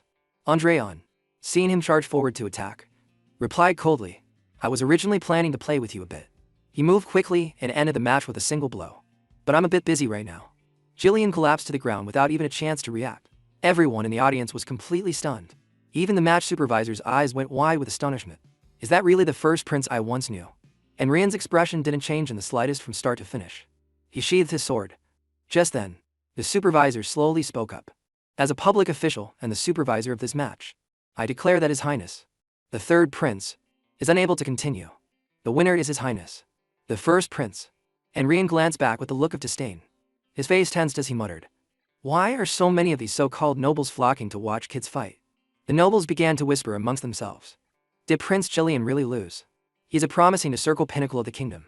How could he possibly lose to the first prince? He only started training a few months ago. Jillian woke up with his head covered in bandages. He practically shot up, cursing, that damn useless bastard. He then stormed over, threw open the door, and declared, Get ready. I'm going back to settle this with him. A voice from behind interrupted him. Your Highness, the knight reported calmly. His Highness, the first prince, left the royal capital with Count Ban Lohat as soon as the match ended. Jillian asked impatiently. Left? Left for where?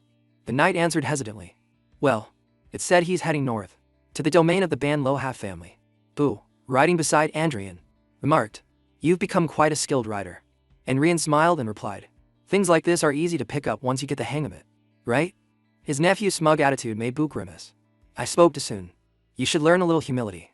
But why are you in such a hurry? The banquet is over. Why not rest for a few days?"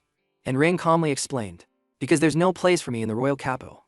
I have no intention of seeking support from those who can't even recognize their own country's master and only know how to suck up to the empire's hunting dogs." Bu, at his side, commented, "Compared to those nobles, soldiers and knights suit you better, don't they? They may not be as cunning as the nobles, but they're far more steadfast. Do you think winning them over will be easy?" Hearing this, a smile spread across Andreon's lips. "Go through life and death together, and bonds will form naturally. What's there to worry about?" Bu then voiced his thoughts. "I still can't shake the feeling that you're being too hasty." Andreon thought to himself, "About that, if I hesitate, I'll be forced to marry that crazy woman. In the past, everyone, she set her sights on meta disastrous end. Before that happens, I need to get stronger. That's impossible in the peaceful royal capital. So I have no choice but to leave. The place to accelerate my growth and to sharpen my blade is somewhere else. A place where a person's character is tested the most. A place where the most battle hymns are born. The place I need to go is the battlefield." As they arrived at a new location, Bu announced, "That mountain range is the Sword's Edge Mountains. The border our family has spent a lifetime defending." And Rian shivered as the wind blew past him. "It's freezing." Seeing this, the older man kindly suggested, "If you can't bear it, you can ride in the carriage." And Rian shook his head. "No need. I have to get used to this cold eventually." Another man's voice came from the carriage. "It seems I'm being a bother. This old man has taken over everyone's carriage." And Rian looked at him with curiosity. "Why are you tagging along anyway?" "There's nothing to see," Niccolo explained enthusiastically. "If not now, when else would I get the chance to witness this treacherous northern region?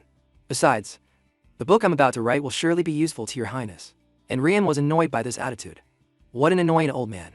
His gaze shifted elsewhere. It landed on Arwen. Andreon slowly approached and asked with concern, "Arwen, are you alright? It must be cold riding up front." "Huh?" She quickly turned her head and insisted, "I'm fine." And Rian looked at her trembling body and replied, "If you're tired, you can switch shifts at any time." Arwen adamantly refused. How can a knight seek comfort for herself? Her attitude pleased Andrian, who noted, "It's good to have someone so full of spirit." Arwen's face flushed as she silently moved on, and Rian then glanced back. On the other hand, it seems the ones forced to follow by royal decree are quite displeased. If K or Kex were here, he would have whipped them into shape. The reason for this was that the king had previously ordered, "The royal knights are not your private guard. Don't you have plenty of your own knights? Though I doubt you truly see them as such." His father's words had infuriated Rian. That narrow-minded old man. That was also why Kuz couldn't accompany him to the north. No matter how many crazy things this body has done, I'm still his flesh and blood. The king's attitude is a bit too much. There must be some hidden reason I'm not aware of. Seeing the snow begin to fall heavier, Bu urged, "We need to pick up the pace. If we don't hurry, we'll be trapped by the blizzard, unable to move forward or back." The snowflakes soon turned into a raging blizzard. The march was so harsh that you couldn't hear the person right next to you. Bu looked back with concern. He quickly gave an order. "Abandon the carriages. Keep only the horses and proceed on foot." And Rian glanced around and noted to himself that the shout was amplified with monosound. He then signaled to the person inside the carriage, "Adelia." Adelia quickly took his hand. "Your Highness." "Thank you." And Rian replied softly, "It's all right." Arwen ran over, concerned. "Your Highness, are you okay?" And Rian calmly replied, "I'm fine." The others were in chaos. "Watch out, over there. We're going to crash." "Wait a minute. The wind is too strong." And Rian acted quickly and gave instructions. "Arwen, take care of Adelia." Arwen acknowledged the order. Yes, Your Highness." He walked over and ordered the fools, "Drop your shields." "Holding shields that big? Of course the wind will blow you away. Ditch everything cumbersome except your swords. We can come back for it later. You, the big guy, take the lead. Form a single file line." The other knights watched Andreon's actions and couldn't help but be impressed. "Looks like we won't need to step in. We were planning to give him a little welcoming party and then help out. Does the prince have actual combat experience?" Every step through the blizzard felt as heavy as lead. Everyone pushed forward. Suddenly, someone collapsed. A report quickly reached Andrian. "Your Highness, a soldier has fallen behind." He moved almost instantly, "Out of my way," and grabbed the collar of the unconscious man. And Rand then hoisted him onto his shoulder. Then he barked gruffly, "What are you doing? Why aren't you moving?" They could only obey. Yes, yes, Your Highness. The group continued towards the castle ahead. Andreon panted heavily as the hellish march was about to end. Everyone's steps were heavy with exhaustion. Andreon set the man down, looked ahead, and muttered, "This damn blizzard. If it's going to stop, just stop already." The sky cleared up as if nothing had ever happened. Bu slowly stepped forward. Only then did he stop. He then slowly turned around. A banner was raised. Bu announced steadily, "As the rightful lord of Ban Lo Hat and commander of the kingdom's third corps, I welcome the visit of the first prince." And Rian's face lit up with excitement upon hearing those words. Bu smiled and declared, "I sincerely welcome you to Winter Castle. This is Winter Castle, the northernmost fortress of the kingdom, which exists to stop the monsters living in the Sword's Edge Mountains. A bulwark against the beast." Gruff knights grumbled, "Man, the moment there's an opening there, the monsters just pour down. It's brutally cold and dangerous, and the survival rate is extremely low. It's a place I'd never want to go to a second time. The worst possible post for an ordinary soldier." Even the noble women were buzzing with discussion. Winter Castle is perhaps the Ban Lo Hat family's greatest weapon, but also its greatest shackle. What's there to even see in that cold, treacherous land? The nobles of the realm could speculate on the political standing of Winter Castle. But then, the great gates were pushed open once more, and a figure with black hair emerged from within. For those born and raised in Ban Lo Hat, it is a place of duty and a source of pride they must carry for their entire lives. The young man placed a hand on his chest and announced loudly, "I, Vincent Ban Lo Hat, will conclude my duties as acting commander as of today and return to my post as captain of the Ranger Company. It's a relief that you've returned safely, Father." Bu placed a hand on his son's shoulder and continued, "You've worked hard, Vincent." A teasing question came from behind. "What's this, uncle? You have a son?" Bu rolled his eyes as he replied, "How old do you think I wouldn't have a single child?" Andreon pointed at Vincent and continued, looking closely. "There is a resemblance, especially that stubborn-looking corner of the mouth." Bu began the introductions. "Hey, Vincent. This is His Highness, First Prince Andreon." Vincent bowed his head in greeting. "Captain of the Ranger Company, Vincent of House Ban Lo Hat, greets His Highness, the First Prince." His formal gesture pleased Andreon. "A pleasure to meet you." The truth was, Vincent was inwardly seething with dissatisfaction. Winter Castle is a fortress for true warriors who would sacrifice their lives for a noble cause. It's not a place for some scoundrel exiled from the capital to bring his entourage of women and loiter around. A knight from the castle suggested to Andreon, "Your Highness, I will give you a tour of the castle." He accepted the kind offer. All right. As for Vincent, he was so angry a vein was popping on his forehead. Why would father bring someone like him here? "Father, what is all this about?" Bu replied quietly. "It's just as you've heard. I've decided to become Andreon's patron, and he will be staying in Ban Lo Hat for a while." The more he heard, the less he could accept it. Isn't he the outcast that His Majesty abandoned? Didn't you yourself criticize him as a worthless good-for-nothing? This remark from his son made Bu glance to the side. He simply offered a soft comment. "People can change." He followed it with a piece of advice. "I have just one thing to ask of you, Vincent. Observe him without any prejudice." They soon moved to another room. "What's the progress on clearing out the monster lairs?" Vincent was the one to report. "We have been continuously exterminating them, but there are still quite a few areas that haven't been cleared.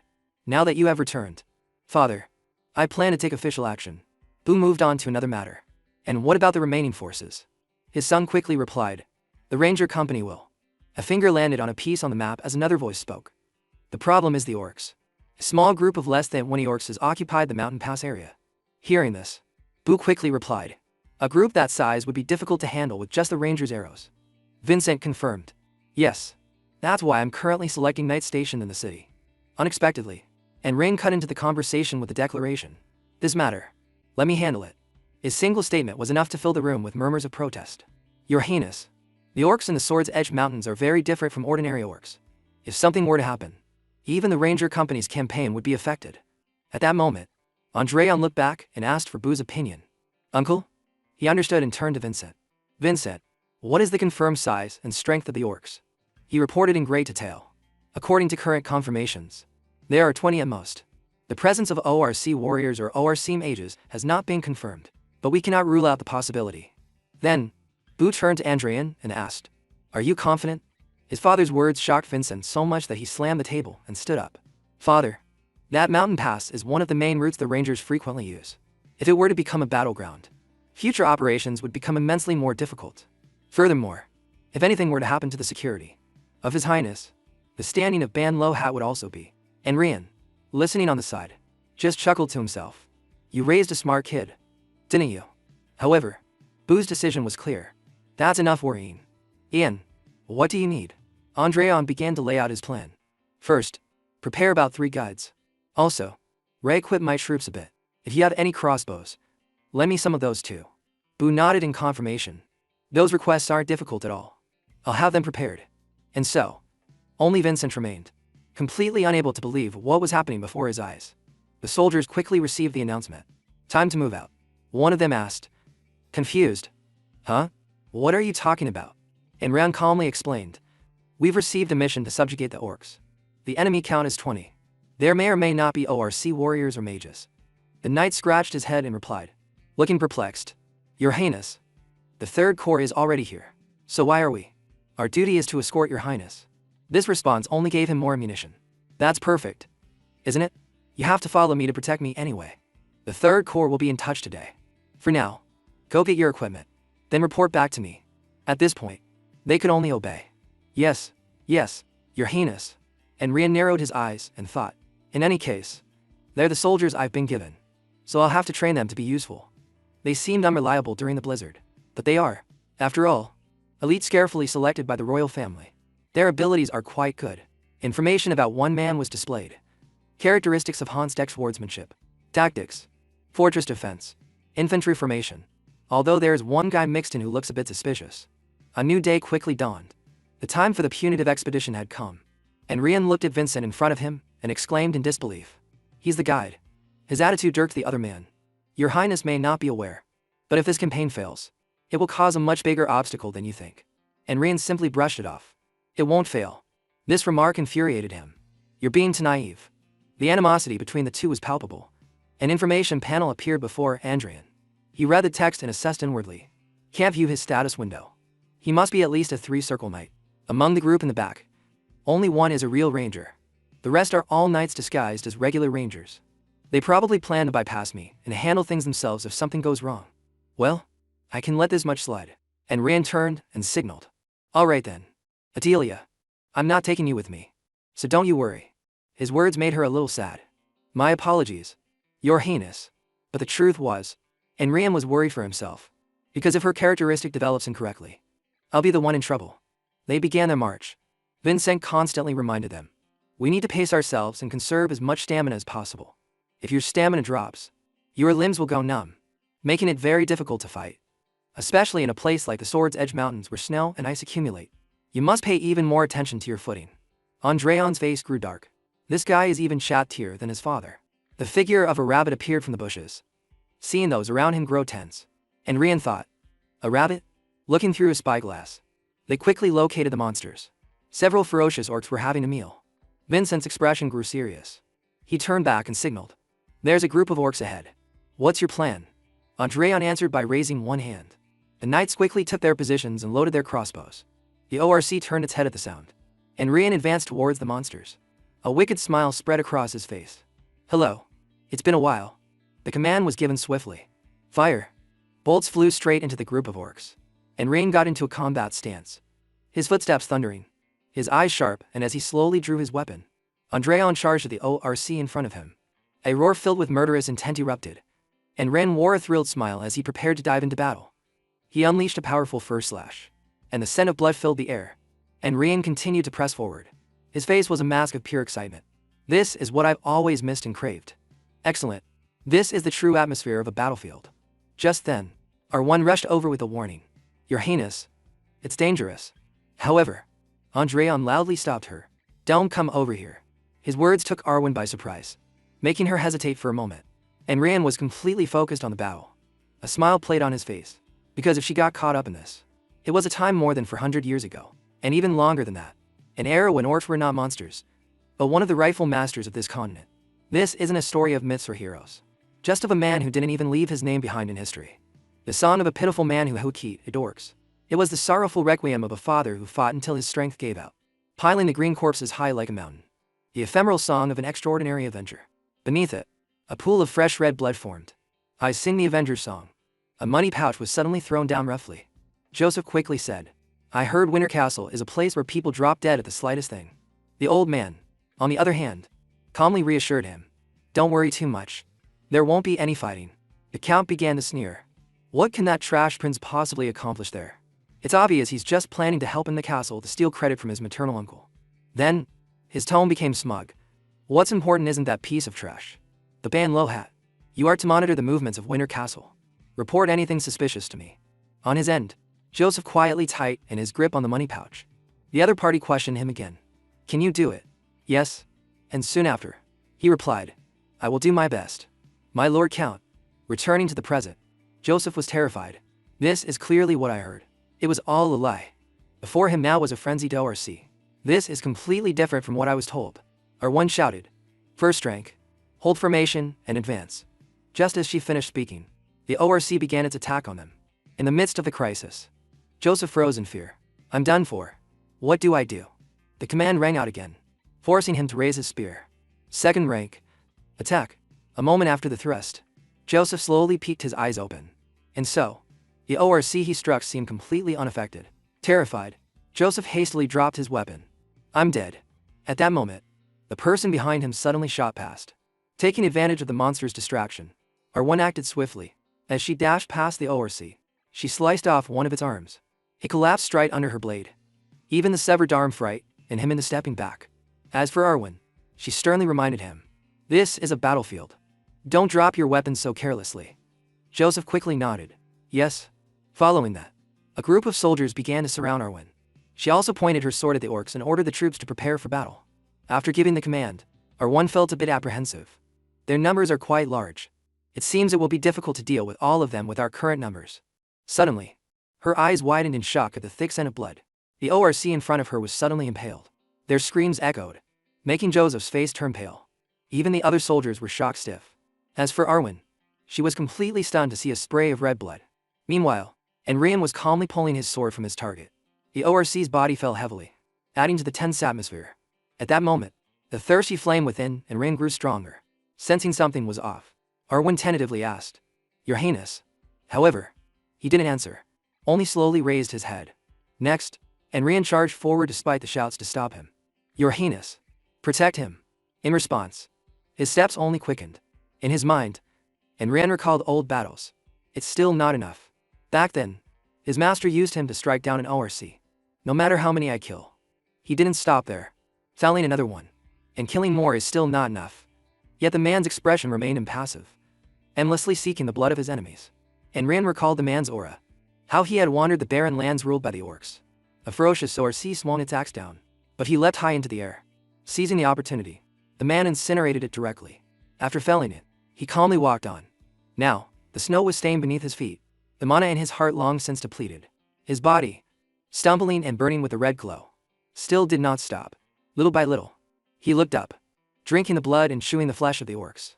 And in an instant, his hair turned white. With every step, the man grew older and weaker. The magic sword in his hand supported him, burning away the last of his life force for his final wish. Those who were slaughtered until not even a piece of them remained. As the one who witnessed it all, his face darkened with terror, along with a deathful painting. It was a requiem for his wife and daughter. Returning to the battle, his eyes instantly widened, and finally, his attention was fixed on a red flag. As he faced his lifelong, sworn enemy, his body was battered and covered in wounds. A weak smile bloomed on his face. Then, in the next second, he charged like a wild beast. To face the ORC king, he closed in on it directly. For the first time, he tried to attack its head. However, the ORC easily caught him. Then it squeezed tightly and slammed him down. His entire body smashed hard into the snow. The fatal blow left him dazed. There were no more chances. A moment later, the ORC king slowly raised its fist. Left behind, the warrior was motionless. But the man had not given up until the very end. He struggled to draw each weak breath. At the same time, his vision began to blur.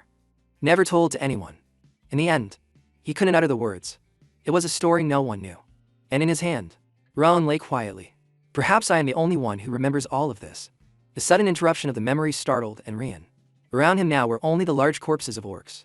Suddenly, Enrian heard a familiar sound nearby. Looking over, he realized the battle was still going on. Knights, hold back the orcs. The rest of you, contain them. Enrian's palm quickly clenched into a fist. At the same time, a light flashed in his eyes. I remember now. With this newfound feeling, a chaotic flame surged within him. The Avengers song is an unfinished one. Then Enrian told himself. I must complete this song. With that determination, he struck down one ORC after another. After dealing with 3 in a row, Enrian shot off like an arrow. He stabbed it straight through the stomach. Blood spurted out, but Enrian remained as emotional as before. A new verse has been added to the Avengers song. The lyrics rang in his head, piling the sickly green corpses into a high mountain. A pool of red blood slowly gathers below. Reaching this part, Enrian suddenly mumbled, "And I stand before that place." He stood before that ORC as the Avengers song echoed. "And I stand before that place, in memory of your soul." When it ended, the system delivered a notification: the Avengers song has changed to the Requiem song. As his senses returned, Enrian glanced around. He quickly saw the figures of Boo and Vincent behind him, and the ORC's banner was taken and snapped in two. Vincent didn't hesitate to declare, "The orcs have been completely exterminated." At the same time, he thought, "I declare victory." As soon as he finished, Vincent shouted again, "This is our victory." Meanwhile, Andreon grew curious. That person's name. Looking at him, he recalled. It was Vincent Van Lohat, wasn't it? The heir to a family that saw fighting monsters as their lifelong mission. The man who sacrificed his life in the past with the desire to exterminate all orcs. Andreon began to wonder, could he have the same name as that pitiful Avenger? Back then, the man had whispered, "Even if there is a next life." His tone grew more determined. "I will definitely." That thought made Andreon exclaim, "What a strange coincidence."